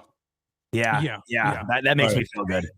All right, because I mean, I just feel like an asshole if I say, This is feeling real Homer like. If it was Pierre would have said 17-0. I don't care what Pierre would add an extra game and say 18. No, that's how good they are. They're gonna take up another game and win that one too. All right, so then we're home. So now we're away. All right. All right. Oh man, this is when it gets Here we good. go. Baltimore Ravens, healthy Baltimore Ravens with Lamar Jackson. That's in a contract year, so he's going to be balling. Are we winning this game? Yes. Oh. If you guys have noticed the last 2 times we've played them, our defense has been absolutely lights out against Lamar. I mean, they cannot figure it out. They have figured out how to beat the Ravens and contain Lamar. I'll give them that. All right. Okay. Ben. Yes. Joe Burrow in that high-powered This is good. This is the game right here. Yeah. This is going to be the would be or should have been AFC. I don't want to hear the championship would be game. should again. I need Bingo. to. What I'm saying is You're right. it's gonna be lit up just like it was when we played Kansas City earlier in the year. So I think we're gonna destroy them. okay, so that's a double. Yes. Yeah, you guys I'm are putting it down. homers. You guys are horrible, Bro, no. Homers. So No. Chicago Bears, we're gonna win Come the on, Chicago man. Bears. Yeah, No, we're gonna lose. roll Chicago and Detroit. We're gonna Let's- lose. yeah. We roll Chicago. Detroit line. We're gonna take like a funny L here, real quick. It's gonna be one of those like. If we lose to Seriously? Detroit, I'll vomit. Well, I would. I mean, it's an Kansas NFC City Chiefs. game, so it's out of conference. So I Chiefs. I'd be pissed, but I'm. Win or lost. L against the Chiefs, and I want it. I want to lose that game. Rams. Give me the win. Give you the win. Yeah, Yeah, So, Patriots. we can. Yeah, we can beat them in LA. This is so tough because there isn't one game you look at, and the Bills are better than every single one of these Guys, games. these are away games, huh? Away. Yeah, We're on these the are road. away games. This is West Coast right here. We can do it. I'm not scared of the Rams. So you say a W? Yes. Damn. Okay, and then And we then got. all 3 of these are W. You really think? So that be about. Hey man, we're a good team. Okay, We I are gotta, a good team. I gotta stop you guys right now. I'm because starting to scare. It's starting to scare me though a little bit, Rev. according to you guys, we're going 16-1. Yeah, I feel like Pierre and Rag got all the time for that. You guys No. are unbelievable. 16-1. All Y'all right. need to cut it out. Come on, man. Can I Well, just you say pick it. this? You pick it then, Rico. You pick where the hell is. I let you guys pick. I'm gonna pick. I'm gonna try to give ourselves realistic numbers here. We got a wonderful super chat from my man Gary Gottschalk. He says, "Hey, don't we need another old lineman if we really want to talk about 8-0 at home?" I mean, that's where the draft comes in. That's where some there's gonna be some cap casualty. There's gonna be a lot of things that play out. Hold on. Wait, Rev, are we going to sell everything we own and put it on the over? Because that's all I'm taking away from Wait. this. Yes. Go back up. Go back up because now I'm having a different thought. You're having a My good thought- thought. Oh, now you Oh, want don't to. you go switching up on me now. Not necessarily to change my picks, but here's what I'm thinking. The weakness of the team right now as it stands is where it's the cornerback depth, right? And so we got to figure Trey may not even be ready the first, Oh, so now couple you of want to games. consider those things. And You then guys- I wasn't thinking about it. You guys went 16-1. I'm gonna give you realistic freaking. Okay, so stop your nonsense. I'm gonna tell you right now. So Give me 13-4. I hammer the over. That's my final answer. 13 I'm was with the what? over, no You doubt. with the over? You both with the over? Heavy on the over. I'm with the Well, over. let's really truly go. I'm gonna go through this and we're gonna be freaking honest here. Green Bay Packers with the MVP. I'm not worried I'm about scared it. of Rodgers. I'm not worried We about got it. Aaron Jones as the running back. They got a No. good defense. Who they throwing to? And we're at home against Aaron Rodgers. They don't have Devontae. Now, I got to tell you, Rico, they just look complete. They look like a shell of themselves in this offseason to me, personally. That's how I feel about Green Bay. I'll take the W there. I like the Vikings. I like what they have with Dalvin Cook. They got Jefferson over there. Kirk Cousins can still sling the rock. I don't care what anybody tells. That defense is improved. I believe that. I think this is going to be it's not going to be a cakewalk like you think. I think we actually lose to the Vikings. I think we lose to the Vikes. Fair. Yeah, I think it's possible. Pittsburgh. Because I'm looking at the cornerbacks. Mitch Trubisky's not going to come into town and whoop us. There's no effing way we allow that to happen. Not happening. I'm taking the W over the freaking Steelers. Here come the Browns. Now, Baker Mayfield is probably going to be quarterback in this team. Depending on when we play them, it could be late. It could be out. Well, you genuinely think that Baker Mayfield is going to be quarterback in this team? Well, if he's not quarterbacking. No, Baker's going to be gone before the season starts. You think he will? There's just no. There's no way.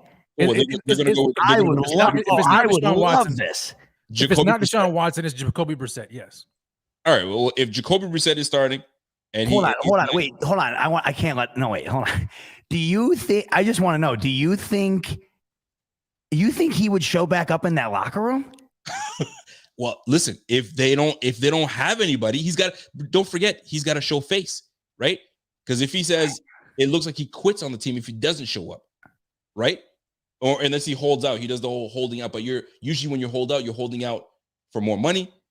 Oh, or I would love that. So I would love it. Forget about Baker. What do you think? Hold on a second. Forget about Baker for a second. Let's just say it's Deshaun Watson starting. Oh my gosh. That's a whole different dynamic. Are the Bills beating the Browns with Deshaun Watson? That's a whole hell of a lot harder of a game. Tell you that. Wait. Who are they? Who is he throwing it to? Who are his weapons? Because I know. I mean, you got Kareem Hunt and Nick Chubb, they got some weapons, man. But wide receivers, because they don't have OBJ, they don't have Jarvis Landry anymore. So they got Peoples Jones. I don't know who else. Robinson just went over there. Didn't Robinson just go over there, or did he go to? You see, I'm not afraid of their weapons. The only thing that you're taking the W. Yeah, because the only people that really concern me on that team, if Deshaun Watson plays, would be Deshaun Watson, and then that running game, that two-headed monster with Nick Chubb and Kareem Hunt. That's it. Because their wide receivers without OBJ and without Jarvis Landry, I mean, I don't really think it. Hold on. Well, let's take a pause here. Silas Whittle says, Cincy might beat us. Joe Mixon is an X factor. I agree. LA is still tough as heck. Those might be losses. We're gonna work KC. He says 13-4, and that's what Z-Bot. Okay. Z-Bot feels 13. Yeah. I'm with the 13-4. Now, however we get there, I don't know. And he makes a good point on that Cincy. Like you saw what Cincy did to Kansas City twice last year, but in the regular season, if you remember that game, it was an unbelievable shootout. I mean, they can hang points, so I could see it. Yeah, and that's why I wanted to go back because I wasn't thinking about the corners, and they've got weapons, man. Oh yeah, I think we'll just hurt our corners. Gary Gotcha wants to know, fellas, what is the missing piece? It's cornerback. What is the missing piece? Corner. Yeah, here's what we have to really keep in mind, right? First, the home games we face Aaron Rodgers with Dane Jackson and question mark. We got Kirk Cousins that can sling the rock with Jefferson, Thielen. They got some boys out there with Dane Jackson and question mark. We don't know, man. That's just so tough because we don't know when we're gonna play him. Man, and that's why I asked you guys a question. So here's the deal. At the end of the day, here's what I asked you guys. I asked you guys over under 11.5. You guys said both over. Yeah, I'm taking the over on it. If you're confident on that, and that's what we'll do with that. We're gonna. How you feeling, Rick? How you feeling about that? What do you take? I honestly say we get 12 wins. 12 wins is what we get. I think we just make it over the 11 wins. 11 wins will get you in the playoffs. 12 wins, you're secure, you're good. Dude, 11 wins in the AFC. But the thing is, we'll win the division. We'll win the division. There's going to be some teams in this AFC that don't even make the playoffs that will have a ring record. So absolutely. Oh yeah, no doubt. No doubt. Shame on you guys for thinking that we're just going to run right through the whole AFC East. The Dolphins have improved vastly. I'm not worried about it. I mean, the Patriots, I don't know what the hell the Patriots do. Who knows what I'm not concerned about them. The offensive coordinator for the Patriots is going to be a freaking collective unit of Bill Belichick and family. Yeah, Fantastic. yeah. Yeah, What's going on? I understand what you're saying about Miami. I give them credit. They've definitely been trying. I just, man, I that's a believe until I see it type thing. The Bills have just been destroying them. I mean, I got to see it first. Juan Castillo, my man Juan Castillo comes in and says, yo, we're getting sauced up early in the draft, y'all. 15-2 or 16-1 next year. Let's go. He feels Love it, good Juan. about it. Hey, there we go. Love Listen, it. we were supposed to run the freaking league last year, and we barely, we made it to the playoffs. What were we, the third seed, fourth seed? I can't remember exactly what. Yeah. But man, The O-line, man. Oh, nobody expected our O-line to poop like they did, man. Oh, and that playoff Josh Allen, that was a whole different animal. Lethal. I mean, That if was a we whole can different get that, lethal. man, you can just put 17-0 down right now if we're going to get that every week. So my man MOS says, yo, keep in mind that JA17's losses are close, tough losses to call, given how much we're feeling that we piss excellence, but here we are. I mean, didn't we go 0-6 when the game was on the line? And that was a real tough Yes. part last year yeah, for sure. that's something we got to keep in mind, man. Tua turned the ball over. I get it. I mean, he may not be turning the ball over because he's got some weapons over there. So we'll see how that plays out. So here's the deal. I'm gonna get to the next one. You guys ready? Oh yeah, Yo, 11-6. We have no secondary. Dilly. Dang. we definitely got a secondary. We need some corner help. I mean, he's not. Dilly's not wrong, man. 11-6. We have no secondary with all the receiving talent coming to the AFC. Y'all don't get it. I mean, we get it. We get it. We know that we have a hole that needs to be filled, but man, you acting like we're gonna go We cornerless definitely got a out here. secondary, but Let's not forget who we got. We got JA17. So once you have that dude and you got this offense that's gonna be rolling and putting points on the board, I mean, it's gonna come down to it. We'll see how that plays out. Dayton R comes in with a super chat and says, yo, only way to the Super Bowl is through Buffalo. Let's go. If we don't get the number 1 seed, I don't expect a bowl. In my opinion, only reason we didn't win last season was that. And because we lost to a team like the Pittsburgh Steelers or we lost to Jacksonville Jaguars. And the Titans. Titans, close game. Oh man. And it's funny that we went, I mean, jokingly, we went 16-1, but we know there's always one game is a throwaway game that we lose to a game. We're like, you had no business. That's right. What the heck was that with that? Anyway, and every team had one of those last year, by the way. It happened like every week, It happens. Here's one for you. Josh Allen throws for over 5,000 yards. Over on. What did he have last year? Let me see. Didn't he have just over 4,000 yards, like 4,300 yards? Yeah, 4,400 last year, 4,500 the year prior. 5,000 yards. Man. With a newly paid Devin, I mean, you got me Devin Singletary. Newly paid Stephon Diggs with an up and coming Gabe Davis. Ken Dorsey, I think things switch up. I think that I don't think so. You don't think so? No. Okay, let me make it. I'll make it more realistic. 47-50 over under 4,700 yards and 50 yards. I'm taking the under. I'm taking the under because I think Sean McDermott wants to be more balanced. I think he's going to run the ball more this year. Really? I think so. Yeah, I think so. I mean, 4,000 yards is still great. Don't get me wrong. 4,700 means, I mean, he's going to be airing it out like crazy, even more than he did last year, which, I mean, it's possible. It's possible, right? But I think we're going to see more of a steady running game than we did last year, which can take away some of his.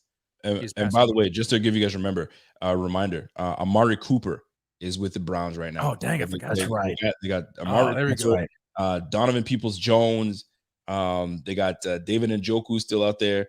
So, and you know they're probably going to be drafting a receiver. So things change. I totally forgot about Cooper. Anthony Schwartz, that rookie from last year. Anthony Schwartz with the speed. So we'll see how that plays out, man. They got Dimitri Felton that goes into the slot here and there.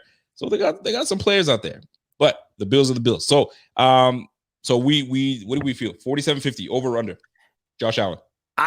So Rev said under, and I think I have a different mindset when it comes to this year. I just don't know how you could possibly run the ball more if it's going to be exactly what it was last year. Now, granted, if they come out and things have changed dramatically, if Singletary, which we did see, he was getting much better, in my opinion, down the end of the year compared to what it was earlier on.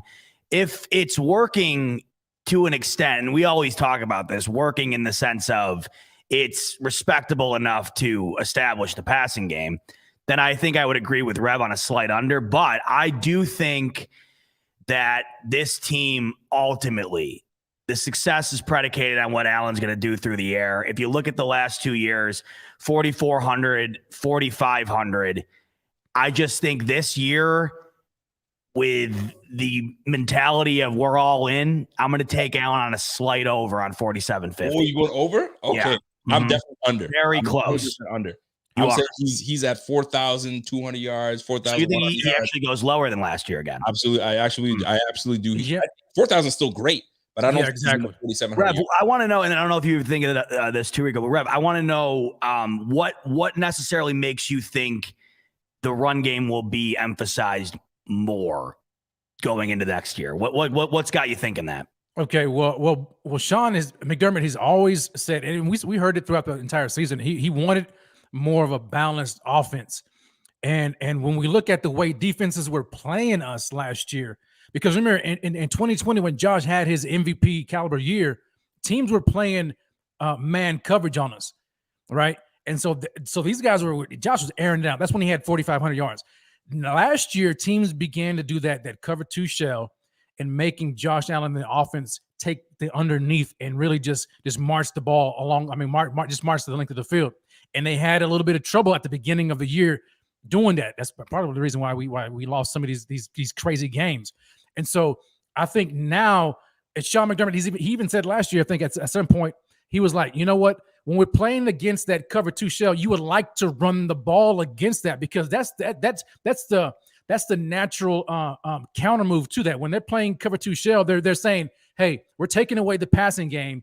I dare you to run the ball. Okay. And so we have to be multiple in this. If they're going to come out again with that cover two shell, if we can run the ball and establish a run against that, what that's going to do is they're going to begin to drop the safety into the box, come out of that cover two shell, and play more man coverage, Josh over the top. You see, so you have to be multiple in that. So that's why I think, and it may not be for an entire season. It may just be the fact that, hey, we're going to show you guys that we can run against that look and force you guys' hands, you know? And so, because if he's going to throw for 4,700, he's just like abandoning the run game, forget it, you know, and it's going to, because we thought in 2020, there was no run game and it was just Josh airing it out and he had 4,500 yards. So let me add to that. That's a great question by my man Zeba. So let me add to that. The reason that we're going to find a more balanced offense and more running, because look what we've done with the O-line. We brought in a guy like Roger Saffold. Roger Saffold want to maul your ass and push you forward. Into the That's dirt. nothing that we did not have. We had one guy that can maul, and that was our rookie right tackle. So now you got Spencer Brown and you got Roger Saffold on the left side. So there's a little bit more balance. Then you have a more balanced O-line in Ryan Bates coming through. So you have a more stable, and look, when Ryan Bates was included in that O-line, what happened to the run game? The run game was much better. Yes. That's fact number one. Fact number two, we brought in a guy like Aaron Cromer. The last time Aaron Cromer was in the building, we had two times 2 years in a row that we were one of the led best, the league in rushing. Best leading rushing team. If we weren't the best, we were 1 and 2. 1 year we were the first, and 1 year we were the second. So, and we had a dynamic running back in LaShawn McCoy at the time. So look for an improvement on the run game, more of a dynamic running back taken in the draft or free agent. I mean, we brought in Duke Johnson, but Duke Johnson ain't gonna be that guy that we think. But Cromer coming through makes a big difference to what we've done with the line, and we have a new offensive coordinator. That's not about pass.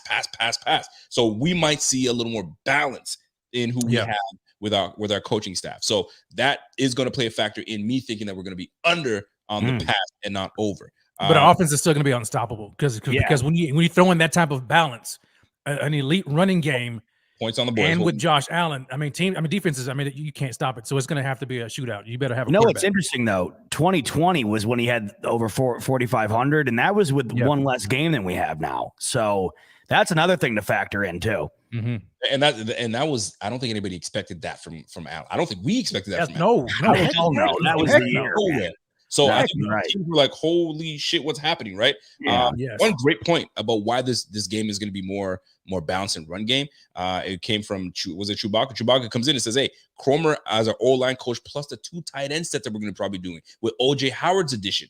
So look for that to be a difference maker and how this plays out. So as my man Zeba goes out, we're going to ask another question coming from the super chat. It goes, Jason N says, you guys are not factoring in on our monster defensive front line plus rookies from the draft. So we are definitely factoring that in terms of these wins and because we're playing. But I mean, it's all about matchups and about who we're playing and all that good stuff. So keep that in mind. Ziba, what do you have there? You went and grabbed something there. What do you? Yeah, I was gonna say, speaking of JA, and I figured we'd do it tonight. I think we should. Yeah. Let me just thinking about you because I don't think everybody sees what you're doing. Let me zoom that in on you, man. You already know what it is. All right. Our boy JA, long overdue, by the way. I mean, for God's sakes, not to go back to Baker, but Baker was on every other commercial spot on TV for the longest time. Josh Allen needs a commercial. Finally got the endorsement deal with Pepsi. And I've been trying to find this since he did the deal. It's new. Pepsi Nitro. And I like nitro coffee. Now, I don't know what the deal with this is. It says to chill it, pour hard. It says to pour hard. I don't know what that means. I don't know what the hell that means either. And then it says admire and enjoy. So they're really, now this was, Rico, this was $3 a can. Okay. So this is, this ain't cheap. He ain't just dealing out, RC Cola over here. So I figured I'd try it on air here. What? Now, nitrogen infused cola, smaller bubbles, smoother taste. Hey. And listen, we got to get that, crack that right in front of the microphone so people can hear that. Yeah, here we go. Come on. You got to do it right. All right, ready? So this is official taste test, Josh Allen's endorsement, Pepsi Nitro. Also, shout out to Brother Bill, big Pepsi guy. I haven't had a Pepsi, I couldn't tell you, but for JA, here we go. $3. So better be good. Oh. Yo, did you hear that? That was sexy. What? Did you hear that? Did it speak to you? Dude, it made like a robotic noise. Did you hear that? I wish I could rewind this. Did you hear that? Are you pouring it in a glass? I'm about to. Hard. Hey. I'm going to pour it hard. You got to pour that. Tell me I'm not the only one who heard that. It was like someone spoke when I It opened sounded amazing. All right, here we go. You ready? There it is. Yeah. Hard. Pouring hard. That sounds good. It sounds sexy. Don't it? Now it says to admire and enjoy. That's step 3. So please join me. Here we go. Yes. Now it looks like a Guinness almost. It does. It might be. Now, smaller bubbles, apparently that means something. Apparently that's good. I mean, these marketing tactics these days, boys, and it's working. I mean, they got me good. They got me good on this. $3. All right, here we go. All right, ready? Here we go. You're gonna drink off face. JA, okay. Let's see if he's because I gotta tell you, Diggs had a line. He had a blue cheese and hot sauce line. Love my man Diggs. That blue cheese, unedible. So I hope this is good. I thought you were gonna say something great. Right. I was waiting for it. Sorry, man. I love my man Diggs. That blue cheese was not made by anybody with any relation to Buffalo. Okay, here we go. And there it is, all fizz. Look at that. There you go. Now you got the Pepsi. Oh, he's going for another one. He's double dip. He didn't get Pepsi on the first one. That's why.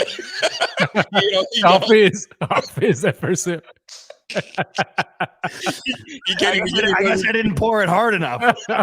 Hold on. Come on, man. You might as well just take a sip, bro. Do it. Hurry up, man. We're waiting. I know. Don't spit it out. And there it is. Now we got it. All right. So, I mean,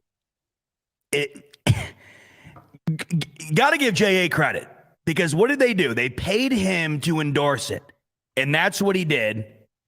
And I bought it for $3. $3.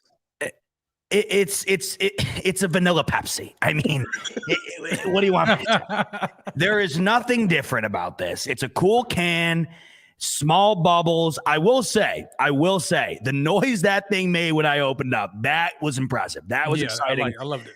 But hey, let's tip our cap, boys. JA, an incredible marketing campaign because he made me buy a standard vanilla Pepsi.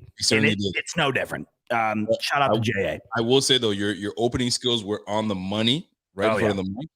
We still got to work on your sipping skills because I said, I mean, that thing was full of fizz and he went for the sip anyway.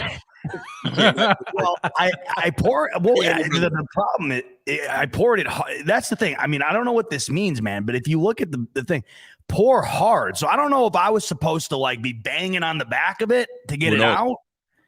But shout out JA, man, because he's pumping some real mid stuff here. I mean, this is no different than the rest, you know. He certainly is.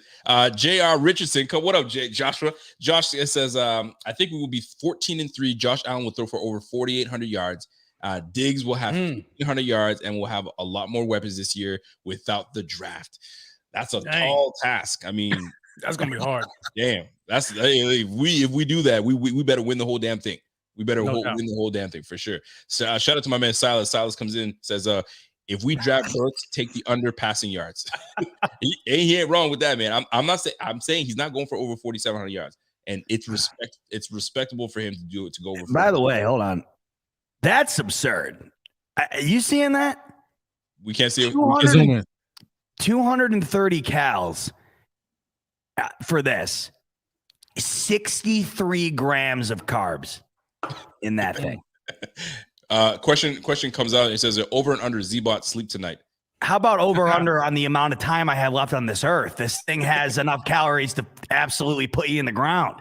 Yeah, for real. And it's not really that good. I can't lie to you. I mean, it's okay. We'll edit that part out for the sake of Josh Allen. Just go. No, Josh Allen. He did his job. He did it right. He made you $3. That's all right. So, over under, fellas. Von Miller, 9.5 sacks. Ooh.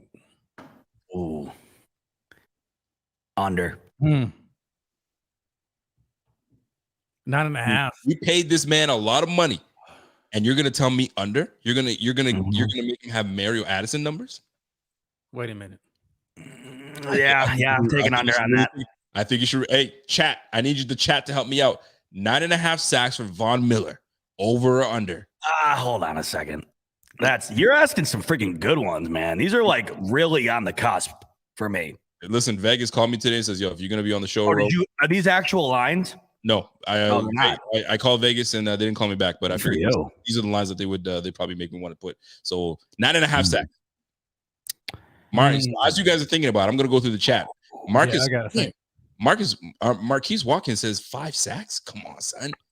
Come on, man. See, Richard Forbes knows that's tough. That's a tough one. He had 9.5 last year, 8 prior to that. That's exactly what I was looking at. Rousseau will have 10 sacks. Jason Taylor says Taylor's going to be, he says Vaughn's going to be under. I'm taking the under as well. You taking the under? Yep. All right, just to play devil's advocate, I'm gonna take the over. Why are you taking the over? What makes you think he's going to have 10 sacks? I think it's a lot has to do with the players around him on the D line. Because now, granted, okay, don't nobody come at me. We have no Aaron Donald on this defensive line, okay? But when you have a dominant defensive tackle in there, that frees him up and allows him to do what he does best and eat one-on-one opportunities. So when you look at who we have on the defensive line at D tackle, we got Ed Oliver, we've got a mixture of him along with what did he say? He said to put some rum in this Pepsi. Now that's something Jay needs to get behind. Yeah. The rum Pepsi. But I like the defensive tackles that we have on this team, and so I think that if especially if McDermott doesn't just give him just if he lets him play, right? If he doesn't yank him early and says, you're only getting 50% of the snaps or whatever the case may be. If he lets him eat all year, okay, with the defensive tackles that we have on this team, I think it's very possible for him to at least hit 9.5 this year. Yeah, listen, I think he can do it. Are we including playoffs or is it just regular season? It's regular season. And you know how sometimes when you feel so confident about something, what do you say, Z-Ball? You smash me on the over, smash that over. Oh yeah, remember that? Hammer it, smash it, whatever you want. That bitch. I'm gonna tell you right now, Von Miller. I think he's gonna do it, man. Listen, I can't see Von Miller not having success in this defense. Mario Addison, which is not, shout out to Mario. 9 sacks. He's not the sack artist that Von Miller is. Right. And Von Miller knows what he's doing. That's a future Hall of Famer we're looking at potentially. So to me, Von Miller all day with 9.5 sacks or more. I'm telling you, he's going to have about 12 to 13. That's what I was going to say. I was going to say about 12 to 13 sacks in the defense. Don't forget, man, he was a little hurt last year. right? He was a little hurt, didn't have Yeah, that's true. didn't have a full season with Denver, and then he comes in and has he lights it up. Mind you, that defense was legit, but guess who had the number 1 defense in the game? That was the Buffalo Bills, man. So you bring in Von Miller, he's hitting that 10+ sacks for sure. That's a damn fact. All right, here's another tough one for you guys. Ready for it? Right. Stephon Diggs over under 8.5 touchdowns. 8.5 touchdowns over. You under. know what? I'm gonna take the over. You feel I think, yeah. I'm gonna take the over on this because I think it's time for Diggs to really break loose in the end zone, man. He's got new money, right? He's got a new swag. I think now, at this point in his career, I think Diggs is going to go off this year. All right. I'm taking the over 8.5. The over? Zeba, what do you got, man? Yeah. Over under 8.5 touchdowns. I got him at 11. I'm going to take the over. I think 11 touchdowns. That's a big year, man. yeah, I think it's going to be a really big year for him because I do think the way that this offense is designed right now, I don't think you can just focus solely on Diggs because what we saw out of Gabriel Davis towards the end of the year last year, if you're going to do that, you're going to get destroyed down the field by Gabriel Davis if you're not going to give him respect. Plus the other additions we've made, I just think that I think the offense right now is in a position where if you're going to go that route, it's probably a better sign if Diggs has lower touchdown numbers because that probably means everybody else is eating. So I think that at some point you're going to have to figure out a balance and it's going to work in Diggs' favor. Okay. Yeah, no doubt. I got two more that's gonna be tough for you guys. And I'm curious to see how this plays out. All right. Over under Devin Singletary, 385 yards rushing. Hold on. 385 yards rushing? Yeah. 385 yards rushing. Over under. Oh, I'm taking the over. You taking the over? Wait, hold on. How'd you come up with that number? There's got to be some reason for this. What you mean? If you guys are really listening to my question, so everybody's saying way over. So how is he going to be over 385 yards if we're drafting a running back in the second round? Oh, I knew there was some bullshit. Look, That's most likely. And even in an RBC. Wait a minute. Even in a running back by Are you committee. both convinced of that? Are you both convinced that he's not starting day one?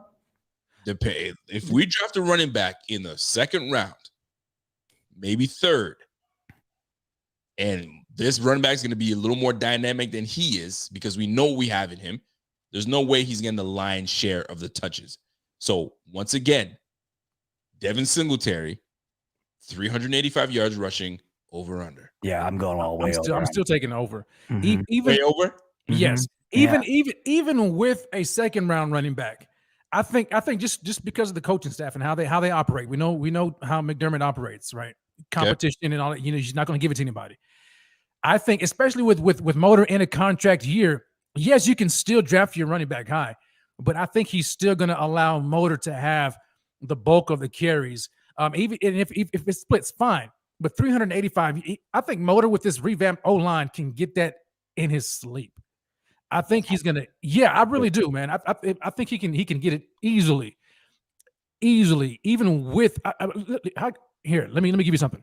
If we have a running back in, let's say round 2, and we go by RBC, let's do the over under the rushing game in total, just with the running backs, 1,200 yards rushing. Well, I was just looking, Rev. Over. Singletary had a quiet 900 last year. Quiet. And you can still add a guy and he can still take some carries, third down carries, whatever the case may be, go RBC. But I still think that Singletary can easily eclipse 385 yards. Yeah. Last one for me. And then we'll move on to the next. How many claps will Sean McDermott will we see on TV from Sean McDermott? Oh, over under 892. Oh, dude. That is the biggest low ball ever. If I could find somebody to bookie to take my money, here's the question. What a gig that would be to be the one camera guy in the stadium whose sole job is to just zoom in on McDermott and get the clap shot. Because it's like the Bills, every time the Bills are on NBC, going downtown to historic Duff's Bar for an order of chicken wing. And they always do that. The McDermott clap's becoming that. The shot of Niagara Falls, the chicken wings, McDermott clapping. I feel like McDermott gets about 100 or 200 a game. Minimum. The dude doesn't stop. You don't stop clapping. Yeah. He'll break that 800 by half week 1. My man said you got 5,000 claps. That's 5,000. Yo, but honestly, I may have lowballed a little bit.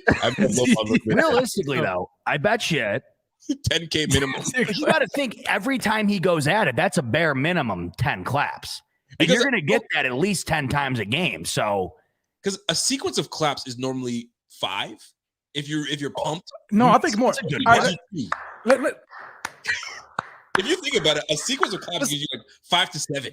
Yeah, I think let's work it out. Okay, you gotta remember though, his sequence is on X Games mode, man. It's fired up. Yeah, it's fired up. So he's the energizer. Count it. All right, look, count it, guys. All right, here we go. Here's McDermott.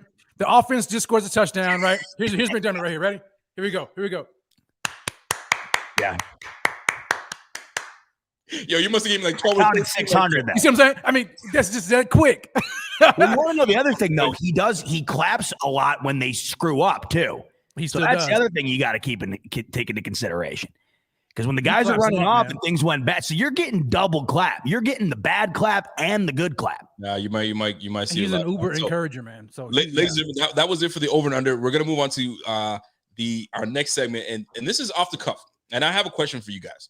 And this goes for the chat. At what age should men stop wearing jerseys? All right. And I'm talking about going to a game. If you're going to a game, we're gonna get ruined tonight. If you're going to a game, fine. If you're going to a sports bar, fine. If you're going to a picnic, you're going to your children, you're going to the grocery store. Would it be accepted in church to wear my JA? Would that be all right? You are not allowed to wear a jersey, sir. And if you're age over 35, cut it out.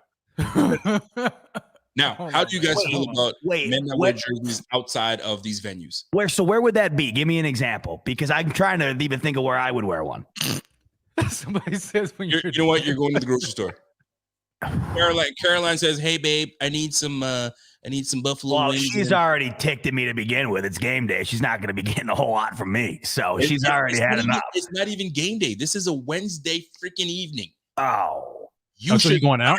Wait, like we're talking Wednesday in like April here, like nothing. Sure. When the F ever? No, that's weird. I'm out. Football season's not even on. Done. Out. And there's no age limit on that. I mean, you can't be older than like 15, man. For me, you do not wear a jersey over age 35 and you go to the grocery store to run some errands and do some stuff. Because I see people say, "Hey, I wore my jersey today, and the guy was wearing a jersey too, and he didn't say hi to me." Yo, F yourself. Are you effing kidding me? Wait, who wakes up on a Wednesday in April and says, "You know what? That's what I'm doing today." Somebody said, "Yo, look at my profile picture." Listen, your profile picture. Yeah, you're at a game, brother. Chewy, baby. That's all right. Nobody does it better, bro. You gotta wear it at the game. In season, I think there's no limit. I don't care.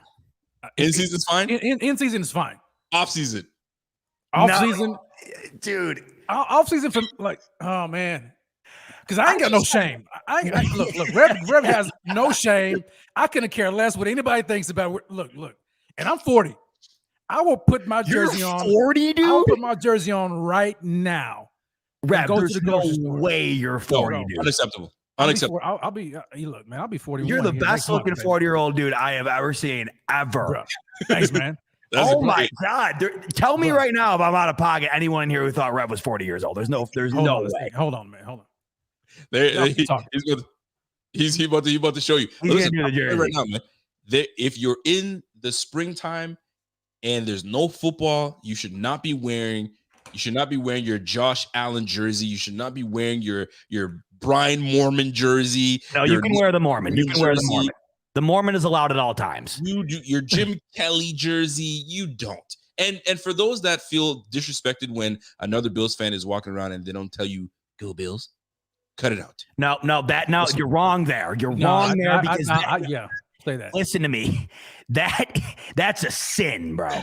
Oh, he got you the Yes, idea. Rev, you need to send me your diet regimen because I look like I'm There you go, big 60 fella. and I'm 25, and you look like you got 100 years left. So God bless you, bro. Thanks, Make man. me feel brutal right now. I gotta tell you. Looking like a young man. Now listen to me. When it comes to this, that's where you're gonna get me bad because that to me, if you say go Bills to somebody else with a Bills thing on and they don't say it, That's go blasphemous. right to hell. I'm that guy. You're straight I'm to that hell. That's blasphemous. Are you kidding me? You You're don't say that go guy? Bills?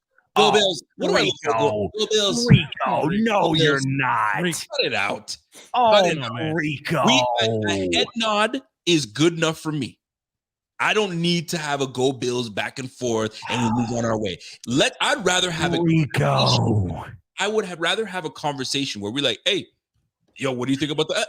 Or this draft is coming up. Isn't it crazy? I'd rather have a conversation, not this, hey, go Bills. Go Bills. All right, No, listen. not for I'm me. walking down the Not for me. freaking cereal aisle. All right. Here comes you. Here comes me. Here we are. And I got the Mormon jersey on. All right. I'm ready. Okay. And you got on. I got on whatever. You're to the nines, brother. You Right. got that. You're ready. And I walk by you and say, go Bills. And you look at me and look away. I immediately hate you. I hate you. You're the worst fan. No way you're actually a real fan. And I gotta tell you, I feel the Rico, same way. for as much work as you do with this and as much love you have for it, I want you to know, and I'm saying this to you as a friend. Right. There's gonna be people who think that you're not an actual fan of the Bills, and that is just not true. But I got to agree with them. If you're doing that's some shady. I just feel it is corny. I cannot just have a go Bills and that's where it stops. I hear you. If we're Bills fans, let's chat. I'm a chatty person. So if I see you, we're going to have a conversation. Yeah. We're not going to leave it at just a go Bills. I hate that. No. We're having a conversation. I got a feeling you agree on this then, because this is what I think's corny, and I might get some crap for this, but it's when I truly realized it was when I was in Nashville when the entire city of Buffalo traveled. You can only do so many before you gotta pump the that got brake on my out. nerves. You gotta pump the brake. It should be a very sacred chant done every now and then. But when I'm on my 50th AAA before noon, I have got to take a break. This is what I'm talking about when it comes to the go Bills. It's equivalent to That's completely different. The Go Bills isn't singing. You're not singing on it. And the worst part is there's people that just don't have any, it doesn't even sound right. The notes are off. They're just, hey, I don't want anybody. If we're going to do it, let's do it unison. Let's have it key. The key is right there. I'm going to be like Andy Bernard. Let me get that. Okay, well, the notes are there. Yeah. Hey, let's cut it out. Keep it for the stadium. You know what I'm saying? But not.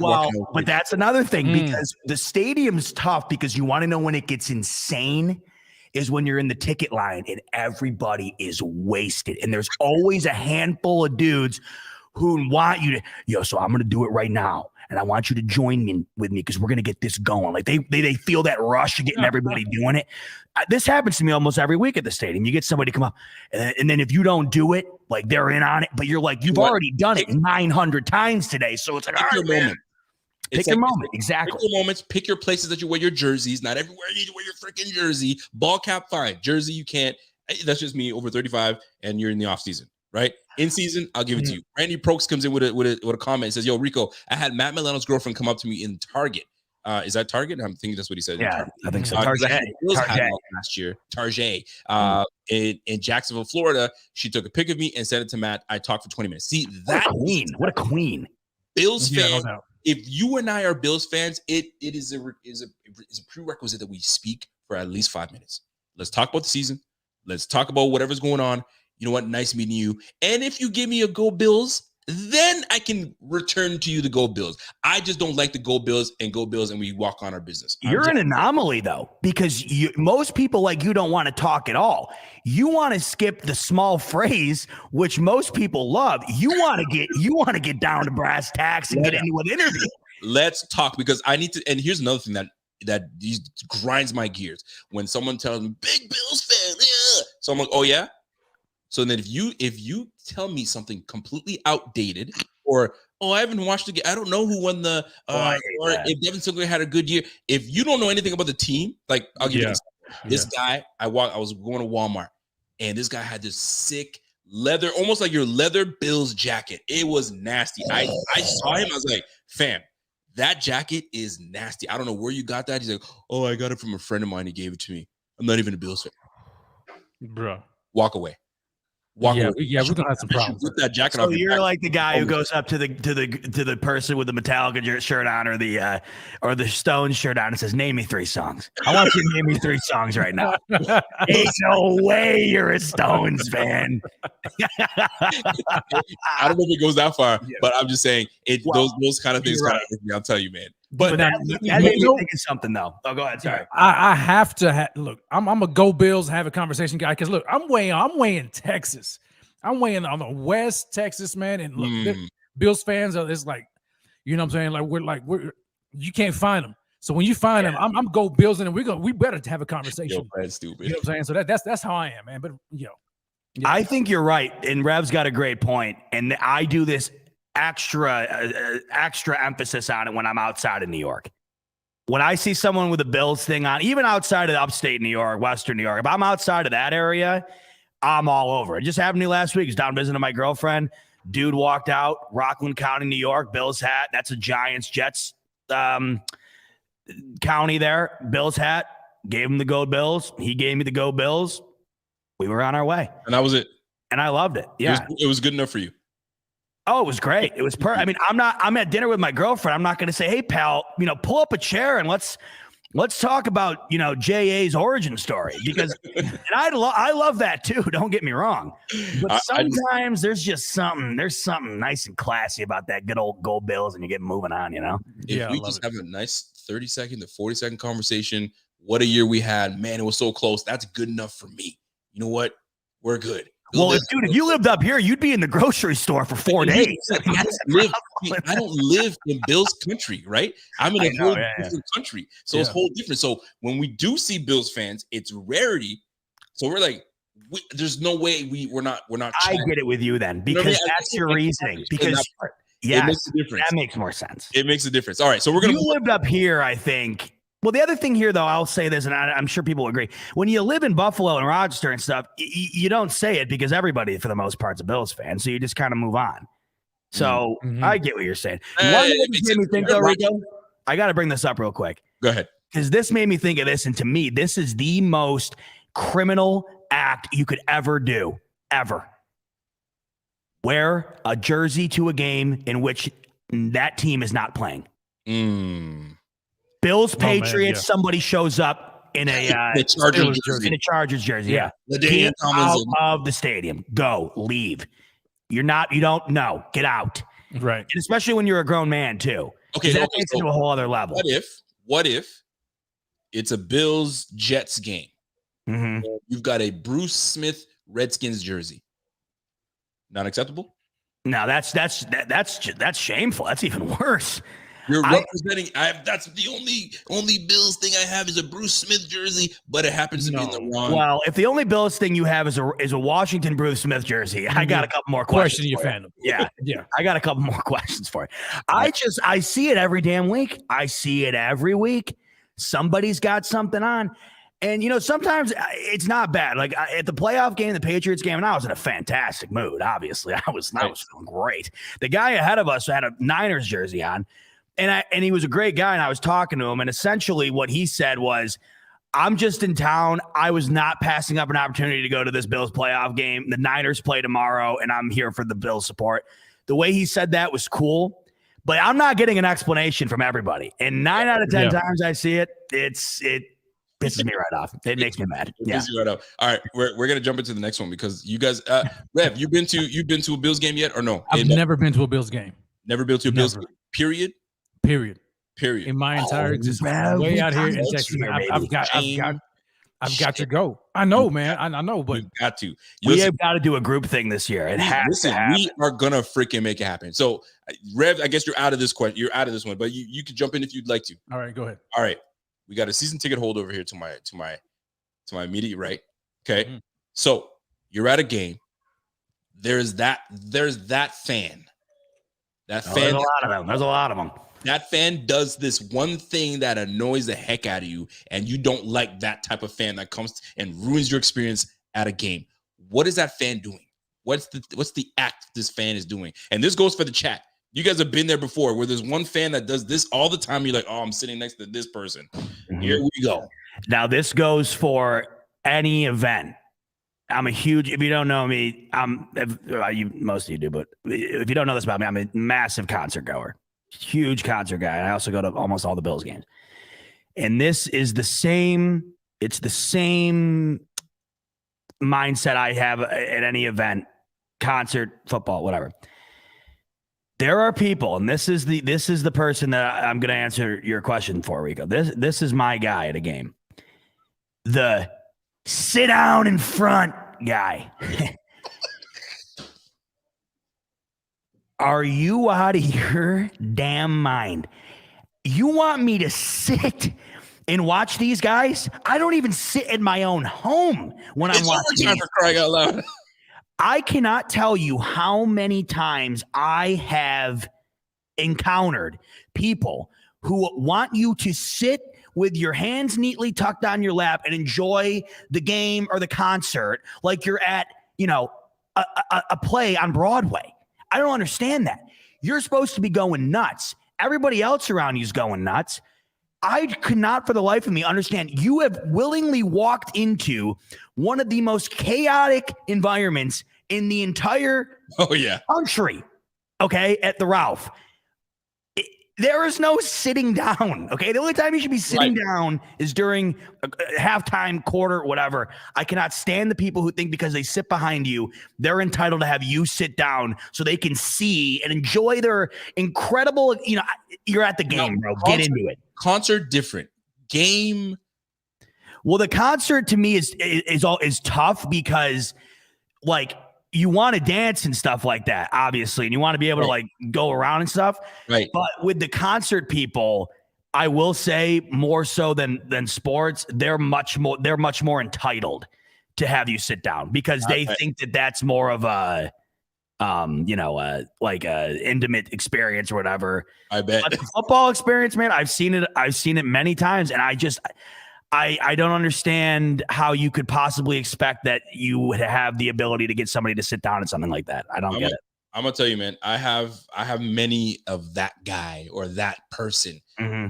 The person that needs to go to the damn washroom every 15 minutes. Excuse me. Pardon me. Excuse me. Sit your ass down or fix your damn bladder because I'm not gonna keep scooping up and let you go by. Shirtless guy. Not a fan. Not a fan of shirtless guy. Put your shirt on, fam. You know what I'm saying? I know it's hot. We all hot. Well, it's never hot. The shirtless guy only comes out when it's freezing cold. You ever notice that? That's the other thing. My black ass does not go to Bills games in the Super Bowl. I just can't do it. But even if you were next to Fitzpatrick, I can't do it. Shirtless guy is the exception. He killed that. That was legendary. I like that. Shirtless guy likes to get up and with the belly and do this. Yeah, do this. While you don't care for anybody around. Nah, shirtless guy, sit down. Sit down. We don't want none of that shirtless nonsense. Put your shirt back on. I ain't no anybody. I'm trying to enjoy the game. You can stand up all you want. You can yell all you want. All is good. All right. That's for me. That's the kicker for me. You know what I'm saying? And then too drunk girl, because one of them can't hold their liquor and halfway through the game they're passed out like this. Come on, family. I can't do that. I can't do that. So it's the thing with the too drunk guy, too drunk girl is that ratio is more than likely outweighing the not too drunk ratio. So that's where you got to just kind of conform to it a little bit. You got to just kind of blend in. And there's a test when you go to these games because you have to have different social abilities at like all times. You have to deal with so many different types, like you just said. You got so many different things, but they're all there for that one love, right? So it's cool to have all those different factors kind of blend together. I love that about going to games. I will say this. Somebody said, "Yo, hold up, Rico." He said, "Yo, hold up, Rico. You don't want a dome, but you don't want to go." Sorry, he says, "You don't want a dome, but you don't want to go home to the cold games." No, I don't, because it's not for me. You see, Tennessee's going to build a dome. Team, the advantage for the team. I'll be watching from the comfort of my home. You know what I'm saying? But the advantage for my team is for the dome to be open, so we have the advantage. There is no advantage for a dome. You know what I'm saying? It's just neutral. We're on neutral grounds for everybody. You know what I'm saying? So there's no hypocritical. It's just that I prefer not to go to games in the cold. I've been there once and won't do it again. See, it's the best. It's that, but that to me, I understand you completely because it doesn't feel good, but there's just something in the air, man. There's something that makes those games way more intense for some reason. I don't know what it is. I can't like put a word to it. I get it. So let's move on to this one. So you've been to parties, you've been to tailgate parties, and there's always that one person that brings that why'd you bring that dish? Who taught you? Why? So Rev, you've been to a party, you've been to a watch party, you went to a buddy's house to watch the Bills game, and everybody said, "Hey, it's a potluck, bring something." Somebody brought that one thing, and you're like, "Fam, really? What was it?" I'll start with mine. Bean dip. You gotta really nail it. You gotta really know what you're doing if you're gonna bring that. Bean dip. You got wings, you got pizza, you got ribs, you know what I'm saying? You got spinach dip, you know what I mean? You got buffalo dip. Oh, bean dip. I thought I'd bring some bean dip. You know what the problem with the bean dip is, Rico? Anybody in for bean dip? No. Now, when you're a dip guy, let me put a little bit on my plate guy, or let me dip right into the John guy? Listen, I will not pull the Seinfeld where you double dip. Well, that's double dip. I can't double dip. But now we're talking single chip. You're approaching the buffalo wing dip. Single chip. You're not double dipping. Are you going in, or are you doing a little on the plate and then going on your way? Here's the problem with the single dip. Here's the problem with a single dip. It's greed, because usually with a single dip, you try to get as much as you can on that single chip. Oh, yeah, you do. Chip breaks.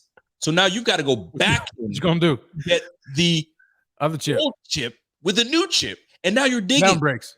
And you're going hunting, man. You're going hunting. You're going hunting. Get your spoon. Yeah. Take your scoop. Put it on. Yes. Get moving. No, you got to scoop it, man. You got to scoop it. Don't be the double dipping son of a. You can't be that. You want to know what's weird to me? And this is going to sound absolutely insane. The dip tastes worse. Turkey chili. Nah, Kelly, you're inviting the wrong people. No turkey chili, gotta stay home. And by the way, if whoever wants to call in, the lines are open. You can call in if you have any experiences where you went to a party and somebody brought X, or you went to a game and this fan was acting like this and you want no parts of it. Call in right now. The lines. You ran into me at the stadium when I was acting a certain type of way. Call in. I'm sure. But Rico, my statement on the dip, and it sounds psychotic. The dip tastes worse when you take it from the original dish and put it on the plate. It doesn't have the same plate. All right. Walk with me here. Okay. We got the dip and it's looking good. I mean, now imagine that nice dish of the buffalo chicken wing dip. Mm-hmm. I mean, it's done right. And it's got that perfect blend of, all the goodness melted, looks phenomenal. And you're diving in there and bro, like that's going to be hitting, right? Right. But the second I take a spoon and put that on my plate, my mind's gone somewhere else. It's no longer what I saw in that plate. It's just a mound of, for lack of a better term, just a mound of shit. And it's not going to taste as good. Now, think about it like this. You got people who don't like their food touching. I think those people are nuts. But I come back, I got to say, I got to look in the mirror. I got to look at myself. And this is one of my weird things, the dip. So I got to stop you right now because you're from Rochester, and I think this is where this originated from. The dip phobia? No. The garbage plate. Ooh. Because with a Ooh, garbage I've had a plate- couple in my day for with sure. a garbage plate, you have to put this and that and a dip of this. You can't go into Now, listen. explain to that. You have to throw out any societal norm when it comes to the garbage plate, because that in itself is essentially it's a construction of dog food in a white styrofoam box, and it tastes so good. And if you've ever gotten just wrecked at the bar, it tastes twice as good. Essentially, and for those who are out of state and don't know what the hell it is, I've never had it. So, Rob, do you even know what it is? The garbage plate is a national treasure. No, I'm from Texas. We don't do garbage plates. So Rev's in Texas, where they actually have We real don't do garbage plates over here, boy. they have real food in Texas. So Rev hasn't had to experience the garbage He plate. doesn't know what a garbage plate. You might Yeah, as well let's walk him through. No. Yeah. School me. Come All on. right. So I want your raw reaction. I actually love this because I don't even, I don't know. I've never really walked anybody through it, I don't think. So here we go. Imagine this. Okay. And they're all the same. Yeah. But some are way better than others. It's kind of like pizza. Pizza's pizza, but a good slice compared to a crap slice. But imagine this. You got a white styrofoam box, and for some reason it's soaking wet. I don't know why. It's just wet. No one's got an explanation. On the outside or the inside? It's just damp. I don't know what it is. There's some moisture on the outside. It's A little wet on the bottom. It's just a mess. It's bad. All right. And then you're gonna fill that. And when I say fill it, I mean you're not pressing pause here. You're filling that with home fries. Okay. You're filling that with home fries. And now 9 out of 10 times they're not good home fries. They're usually frozen out of the bag. Someone threw them in a fryer for a couple minutes. They're not like those good ones you get at a diner, really. It kind of tastes like water a little bit, but they're also good. And they're also, for some reason, really hot, like steaming hot all the time. Then that's paired with mac salad. Okay. So now your base is a gigantic pile of home fries, a gigantic pile of mac salad. Now it gets more insane. On top of that, they lost me a mac salad. I hear you. See, I don't do the mac salad. I do the double home fry because I'm morbidly obese. But on top of that, you cover that with either like 2 cheeseburgers or 2 hot dogs. And then on top of that, Rev, this is where we're going to go nutty here. Right. We're going to smother this thing. And I mean drown it to the point where you don't see anything beneath it with meat sauce, meat hot sauce, which is the best part by far. It's incredible. And then on top of that, onions, mustard, ketchup, all in the bin, and then you eat it like you would eat anything. Well, like the meat sauce is what makes the meat sauce. Yes, 100%. It's are you talking about like sloppy Joe? Like what kind of meat sauce are you talking about? No, see, that's where it's tough to explain. It's like an Italian. You know what I mean? No. See, not even close. That's what's tough about this. It's like a chili thing, or yes. Okay, we're on the right track here. All right, we're on the right track. It's like a chili. It's like a chili. It looks just like chili, and it's filled with meat, and it's also hot. It's like a hot sauce, but it's like a meat pasta sauce. So it's a sloppy Joe. A hot. You could look at it like a sloppy Joe, but it doesn't taste anything like you would expect a sloppy Joe to taste like. It's spicy. It's hot. Yeah, this is garbage plate. I don't know. I can get no, I made it. I'm talking about the quintessential one, but some of them do them incredibly well, like really well. But if you're talking like the raw garbage plate, usually it's what I described. But there's places you knock with no beans. Now I think you lost me with the burger part. Now really? The hot dog, I can get with the hot dog. You can do the hot dog. And now this has evolved over the years, Rev. Now you can do ones. They'll put mac and cheese in there. They'll put chicken fingers in there. I mean, it's really come a long way up here. That sounds more like you're sauced and you need some just wash it down with a garbage plate. Yeah. I can't do that. How is a hot dog prepared? Is it boiled or is it like that's grilled or is it cut down the middle and then grilled on top of the? Okay, yeah. So you got a little bit of that grill marks in the crust. Oh, it's got the grill mark. Yeah, no doubt. I can't believe this is the thing. I can get with it. It sounds. I mean, listen, right. you pretty much need to be wasted. I mean, that's at the end of the day. It's kind of like the Skyline chili in Cincy. Like when you realize what you are eating, it really makes you question your own sanity. Sounds like a heart attack. But it's good. It is, but it's good. It's good. So I like the fact that we went there. So we're gonna switch gears a little bit. I had a phone call, but I wanted Z-Bot to finish with his rant. So whoever just called, and I think it was Max.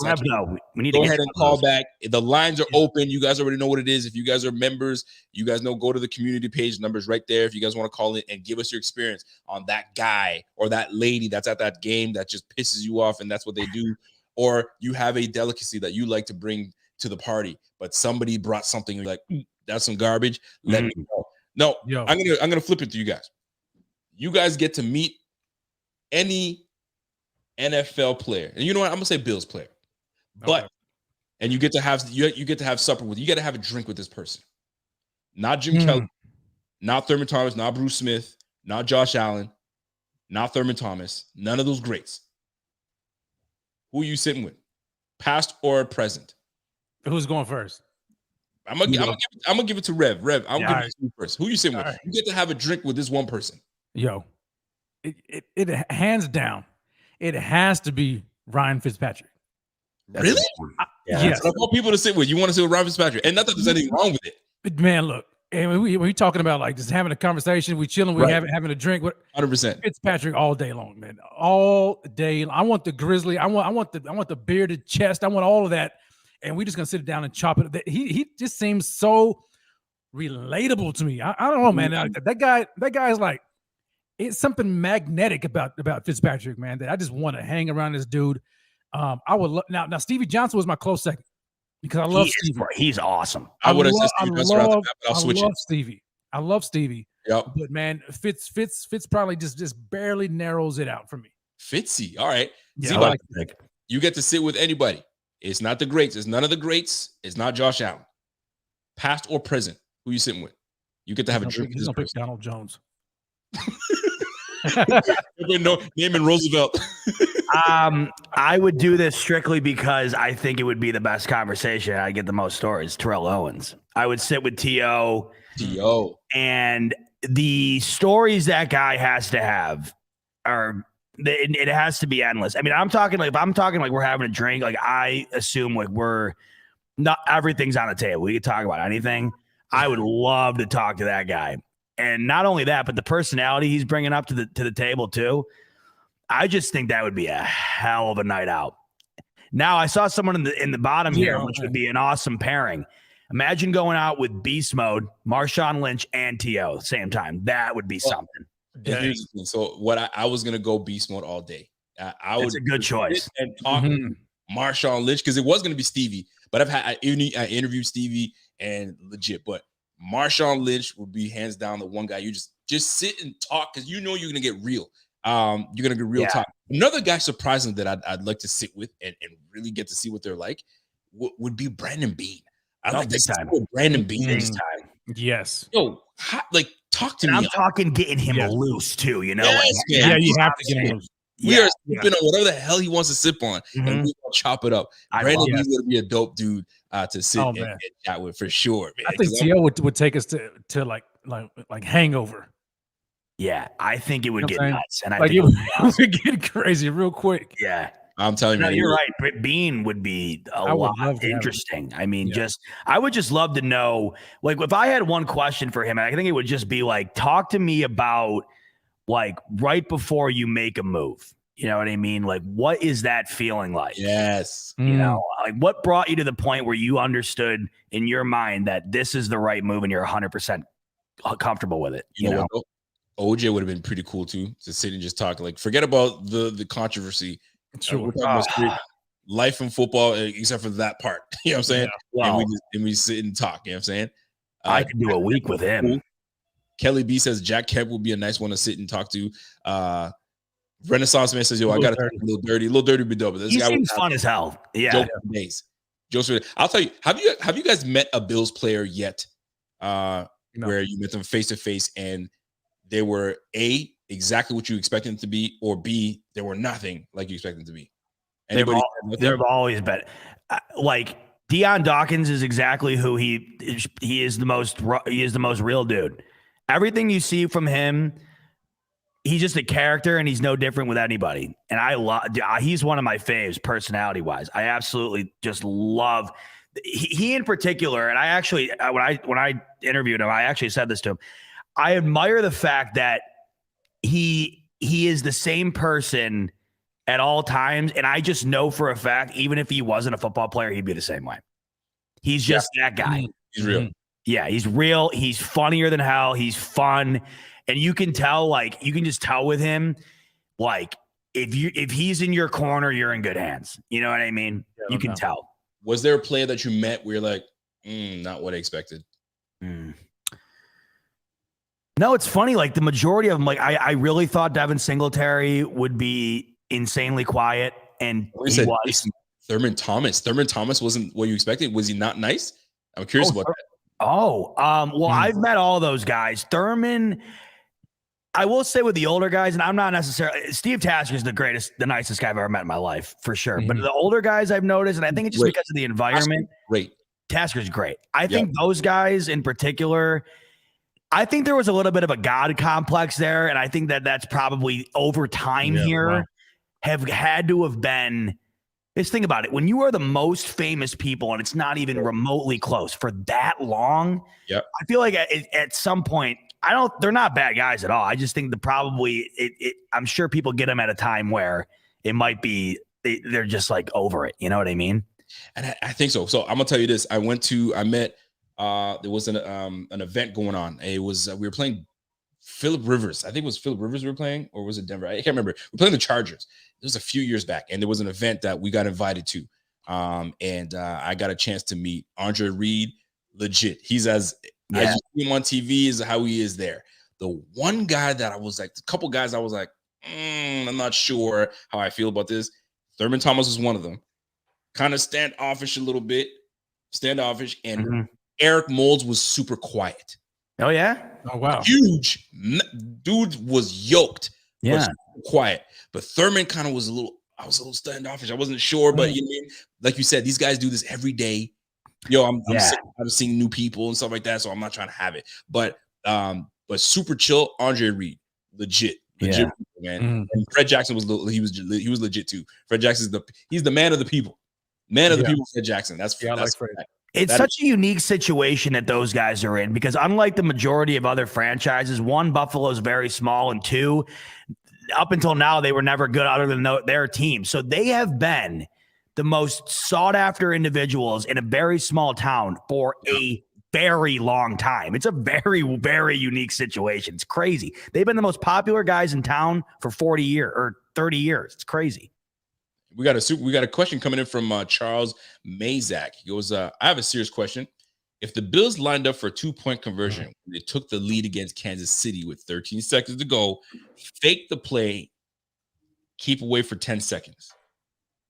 I mean, I'm trying to remember, like you can't run time on a 2-point conversion. You got to play. It means it's an untimed down. So like you go for it. You don't. But let's just say they did it in regular. You run the risk of fumbling. Something happens. I mean, there's so many things that play a part. But to answer your question, conversion, either you go for it and you get it, waste all the time you want to. It's either the play ends or you keep running around wasting people's time. There's no time at all though. Right, you're wasting people's time. Yeah, there's no time. Yeah. But although in itself it's a good question, actually. Skip Bayless, right after the show, this was his point, and it made sense. He had said that entire game was leading up to the inevitable, which is exactly what happened. And he essentially said, you knew like there was a greater chance of that something like that happening out of your control if you had the ability to do the 2-point conversion and at least make it impossible for them to tie the game. He thought it was worth the risk. And when you think about it, hindsight's 20/20, but the way that game did go, it would have made sense. And don't forget who our coach is, right? Our coach is he can be very conservative. So no, man. Well, then when he wasn't, he got torched in Tennessee. That's such the tough part about doing that. You know, it's so tough. Coaching is always tough. But listen, fellas, I think this was a great show. We wanted to give something completely different. Like, I mean, we do drafts all the time. Now, before we do get out of here, we're gonna try to do this for real this time. One more mock. Okay. That actually, you know what I mean? Oh, that wasn't a real mock we did earlier. No. We were just warming up. I thought that was good. We were just warming up, kind of getting the mojo going, All right. and we're gonna try to get this thing, properly done, if you will. So here we go. I'm gonna set this up. We're gonna do a 4-round mock real quick before we get out of here. Let's see if we can do the best 4-round mock that we can, and then we'll call it a night. So first and foremost, we appreciate you, each and every one of you guys tuning in with us. Smash that like while you guys are here. And if you haven't, shame on y'all, but y'all should really give that button a smash. And if you haven't hit that notification bell, smash that notification bell as well. And if you guys are wondering what app we are using, this is the BF Network app. It is very simple to find. Go into your Apple store or go to your iOS. Excuse me, you got me saying iOS. Go into your Android. If you guys are Android, team Android like I am, jump in there and go from there. Team Android, maybe. Let's go. So here we go. We're gonna start this draft, and we're gonna find out where we stand. So here we go. Let's really put our minds together like we're Brandon Beane. All right, let's be for real this time. for real this time. So Kenny Pickett is there. We don't need a quarterback. Andrew Booth is there, and Man, the corners are gone. Oh no, never mind. Booth is there. Let me Sorry. tell you, I'm really liking Kyer Elam. I'm really liking Kyer Elam. Super athletic. Yeah, I saw a piece on the news with him today. Actually, Kyer Elam is I'm a fan of him. So to me, it's between Kyer and Andrew Booth. So between the two, how does the chat feel? And how do we feel? To me, I like Kyer. But if you guys want to go Andrew Booth, I'll go with Andrew Booth. I got Michael, Michael Bell Jr. Booth all day. Namdi says go Booth. So we've got 2. I need one more that tells me Booth. And there it is, Matty Smith. Lock it in. Yeah. Lock it in, baby. Lock it in. Yeah, and that's where I was leaning to. All right. So we're going to go with Andrew Booth. So we got our corner. Boom. Here we go. Second now round. It's time to load that weaponry up, baby. Oh, but hold on. Your boy Spiller's there. There we go. What are we doing here? So we've got Travis Jones there. I'm interested to see Travis Jones still there. Breece Hall's there. Spiller's there. Is it safe to go running back or receiver? Let's see what we have in receiver. I like look Chad Muma, linebacker. Now I know he's met with the Bills. So he's on Beane's radar. Getting a linebacker is on Beane's radar because we have to think. I mean, is he gonna? Well, is that where your theory comes to fruition, Rev? Is he gonna? Yeah, I mean, gosh, that he's one of the top linebackers available. Quay Walker. So if you guys listened to the show last week, Peter Schrager from Good Morning Football has the Bills taking Quay Schrager. Quay Walker. In the first round as a 25th pick, and now he's available out of Georgia. I say we take Quay Walker right now. I actually like Chad Muma more than I do Quay. Quay is an athlete, man. He goes left to right. Man, Muma is a dog, man. And we got Troy Anderson. That's a super Troy is very versatile.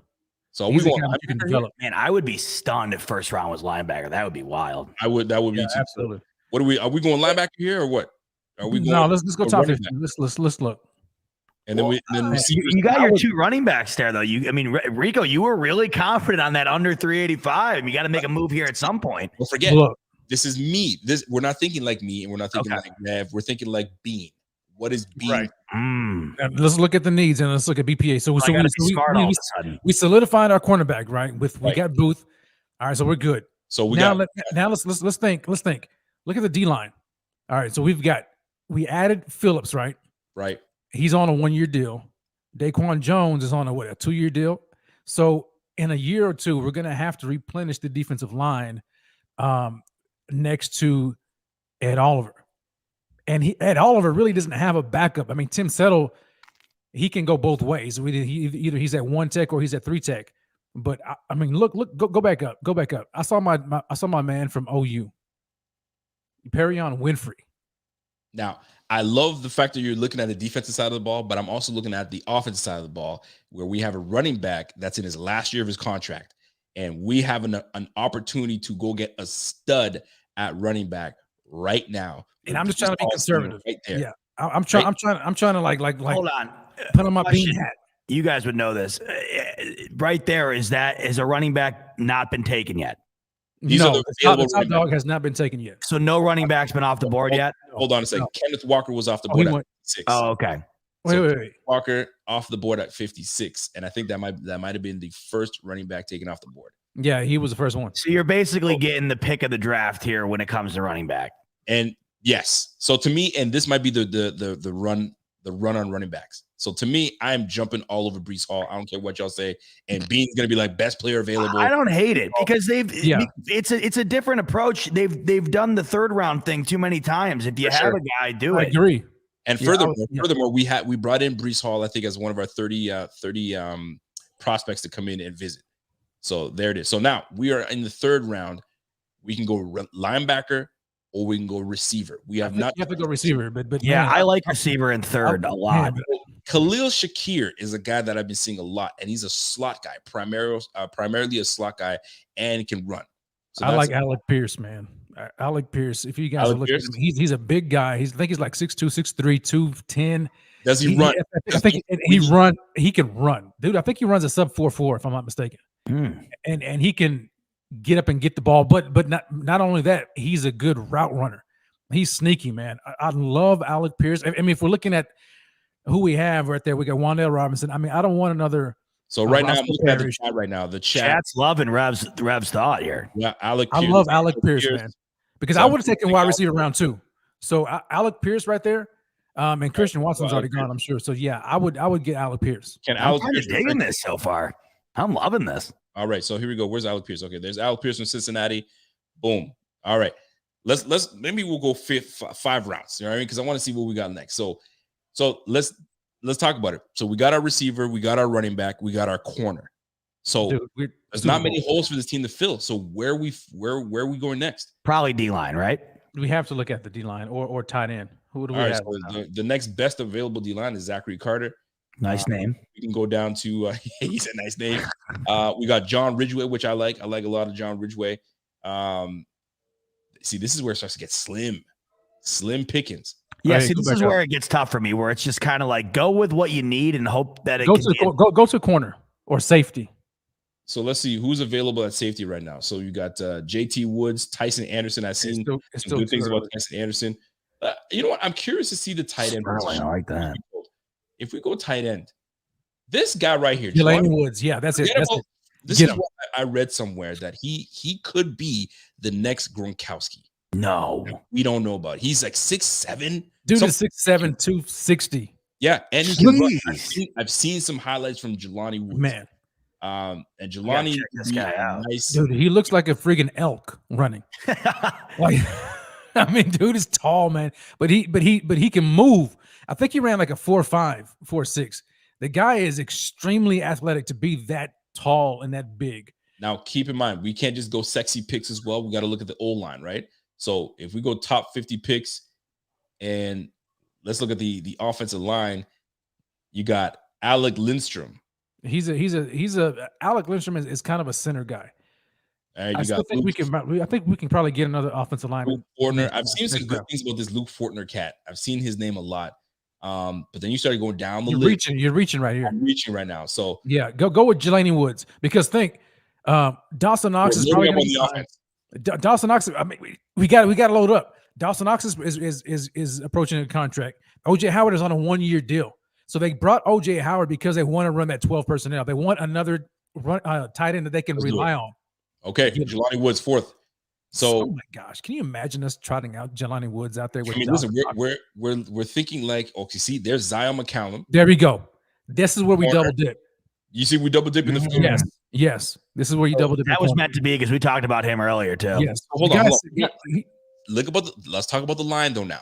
Roger Saffold is essentially 1-year deal, essentially. so we gotta address the line. So I see Donovan West here. I I like also Lester see- Smith, but man, Can you I mean, are we going corner again? Double dip on corner with Sam Houston State? oh man, I'm trying to look at the chat right now. What's the chat thinking right now? yeah, Are we- come on, talk to us because Zion McCollum, he has got traits out the walls. He's 6'4". I think he's like 200 pounds. I think he's another sub 4.4 guy. Extremely athletic. Robinson from Kentucky. Get a guard. See, to me, I like an O line, right? Who do So- we have? I mean, let's look at O line. So if we go the interior line, we got Donovan West, we got Smith, we got Jurgens. These are guys that are mid-round guys that around this time, this is where we should grab an O-line. All right. Look. Man. Out of these guys, I'm looking at Lester Smith. Lester Smith? I think it's from Virginia or Virginia Tech. All right, and I think, the interior line is where we need to go. So I think I'm with you. So I'm gonna go. Let's go with Smith. I don't know what I just did there. Hit players. There you go. There we go. So let's go. He's up. Up. I miss him. Here we go. Let us with Virginia Tech. Boom. All right. We are now into the 6th round. Do we see anything we like? Let's go to the top 50. Because this might be a legit. All right. Look at this is where we're finding the next Hall of Famer right here. Bo Melton out of Rutgers. He is going to be a gold jacket guy. Tariq Castro Fields is there from Penn State. Listen, that Tariq though, Castro Fields. Yep. Penn State, and that's your school, right? You like Penn State. We got to get one Nittany line on this team. Let's do it right now. Let's go with that. And this is where we start kind of like, I don't know who's who when it comes down to here. So whoever is I like Jack Sanborn, the linebacker from, I think he's from Wisconsin. Now, we didn't grab a linebacker yet, right? No, I think we need to look at that position too. So you know what, linebacker. So who did you see? You like the linebacker? Where did you see Sanborn? Yeah, Sanborn and McFadden. But I think McFadden probably already went. I think he's from Indiana. McFadden. I'm sure he's already gone. I don't see him. So yeah, I think he's long gone. I'm gonna see what the chat is saying. What is the chat looking at? Everybody's saying going to punt guard. Easy. Yeah. Matt Araiza, because he's probably what is the time? I didn't even think about doing that. I forgot about that guy. Are you real? Dude is. I mean, has anybody seen him? Jake Camarda. Where's he at? Is available. I bet you the punter you're looking for is actually gone. Probably. Go. I don't even see him. Let's go. He went first overall. Go special teams. If you look at it, I think the punter already went. Dude, if he went, who is this guy again? Because I keep hearing about, I keep forgetting his name. Matt Araiza. I think it's from San Diego State. Picture Tyler Bass as a punter. I'm all in on that. Oh man, all right, so he's talking about 80-yard bomb. He's got some arms on him, this dude. So, dude, Matt Araiza is legit. I mean, he's not like. Are we really talking about punter? Dude, I think I love it. Do you know how like? Oh my gosh. Okay, we've used Matt Hack or Hawk, however you say his name. He was garbage. You had it right the first time. Exactly. I'm looking for a punter, and I don't see this punter. So he's probably gone, man. He's gone. Did you sort it? Did you sort it for special teams? Gone in the wind. And you know the one thing that I do want to get fixed on this thing is that because we don't have the special teams button, so we got to get that fixed on. Man, Matt Araiza and the best punting season in college football history by the Ringer. Dude is legit. Is he that nice? What? And the picture is him being photoshopped, being risen to the heavens. It's amazing. I'm telling you guys, this guy is. He drops 80-yard bombs, but he has. When do you think he goes then? When is he projected to go? He's probably 5th round. He's probably I'm gonna grab this safety from he's that good. Smoke Monday. I mean, if he's more safety right here. I think that Matt Araiza just became my sweetheart. I think I love it.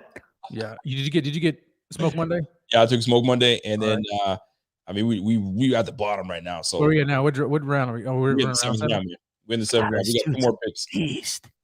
So 2 more picks. I mean, if we're grabbing anybody, Ty Chandler still there?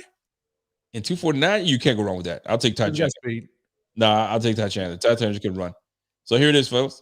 Dude, they call him Punt God. Dude, he is. I mean, we got it. But you need to look at him, man. So here it is. We picked Andrew Booth, Breece Hall, Alec Pierce, Jelani Woods in the 4th. Then we went Lecitus Smith, Castro Fields. Then we picked up the punter Camarda, Smoke Monday, and Ty Chandler. Smoke Monday, that is the greatest name I've ever heard in my life. Plus, smoke break on Monday. That is not perfect. A bad draft. I'm actually. We need to draft Smoke Monday and then get him on the smoke break. I mean, it's perfect. You ain't lying. I'll tell you, boys, the whole draft's a bust. We didn't get Punt God, and I'm looking at him right now, and I'm all in. And this is amazing. This guy's crazy. Who was the guy we had the year before we had Hack? The guy who had guys. Yeah. All right. So he's him. Schmitty. More consistent. Boho. Yeah. Before Boho, we had Schmitty. He went to Green Bay and it was even worse. But he okay, so Araiza, he can hold. but he can bomb it. But he has extreme directional skills. I mean, the guy can just nail it inside the 20. I'm gonna have to look this Dude, guy. there's a video of him, phenomenal. he ripped an 80-yarder in practice. Easily. All right, well, With directional skills. Like, he's just not just like booting long bombs and hoping that he can drop them. Like, dude is ridiculous. Boys, I look it up. I guess that might be like a 5th round pick. Dude, Maybe. you have to get him. He might be You the can replacement him and Tyler Dotson as the sweetheart. You're gonna have 2 Pro Bowl. You watch. If we get a Razor, we're gonna have Pro Bowl kicker and punter. I'm telling you. He just better be able to hold. Just Dude, he can the hold. kick, and we should be good. So, ladies and gentlemen, that was it, man. That was our show. We gave you a little bit of Bills talk. We gave you some. We gave you a warm up mock draft at the beginning. I think we avenged ourselves there on the draft. I like that. I think Yeah, we we did. avenged ourselves a little bit in that one. So, I that's it for us. So listen, here we go. Go Bills, right? So here's the deal, folks. Smoke break. Well, let's talk about this Sunday. I know my man's gonna be recording this weekend. So Rev, tell the people what they're looking for on Monday, dropping at noon. What's the topic? Yeah, noon Eastern. So guys, you got to tune into to Rated Rev at noon Eastern on Monday. I'm still on my Bills draft countdown because we got, what is it, 2 weeks or a week after this week? No, it's 2 weeks. Yeah, It's 2 weeks, right? Yep. 2 weeks left. Okay. And so what I've been doing, we've been going through a few different positions and rating them using emojis. We're going through the positional groups on this team right now and rating them. This time I've got one position left that I'm going to touch on. I may throw a second one in there, but this one's going to be a little controversial because of what's been happening here recently about one particular player. So you want to tune into that one. And it may be a sneaky need in the draft that nobody's really talking about. So stay tuned for that. Love that. All right, I like that too, man. What about my man Z-Bot? Z-Bot, what's happening, man? What are we talking about? Same old baby. Monday nights we are live. Smoke break, 8 p.m. You know the drill. And then we got some other stuff coming down the pipe soon, which is exciting. So the crazy thing to me is, like we were just talking about with Rev doing is just kind of doubling down on the emphasis of the fact that the draft's 2 weeks away. I mean, once we hit that, I mean, we are in full swing here. I mean, it's crazy. I mean, nuts. There's gonna be conversations having galore. I mean, everybody's gonna talk about it as the draft is coming up. And listen, this is where the showmanship starts to happen. I was listening to the best GM that's ever hit Buffalo. I know everybody gets angry with that. I'm kidding, people. But Doug Whaley was talking about how right a week before the draft starts, these visits that start happening by these players, and this is true. This is actually backed up by the former owner from the Bucks, Dominic. I forgot his name. Anyways, so there's a lot of showmanship that happens where there's not showmanship, gamesmanship, where things are not what they appear to be. So if they're bringing guys in, there's at least 5 out of the 30 that is just smoke.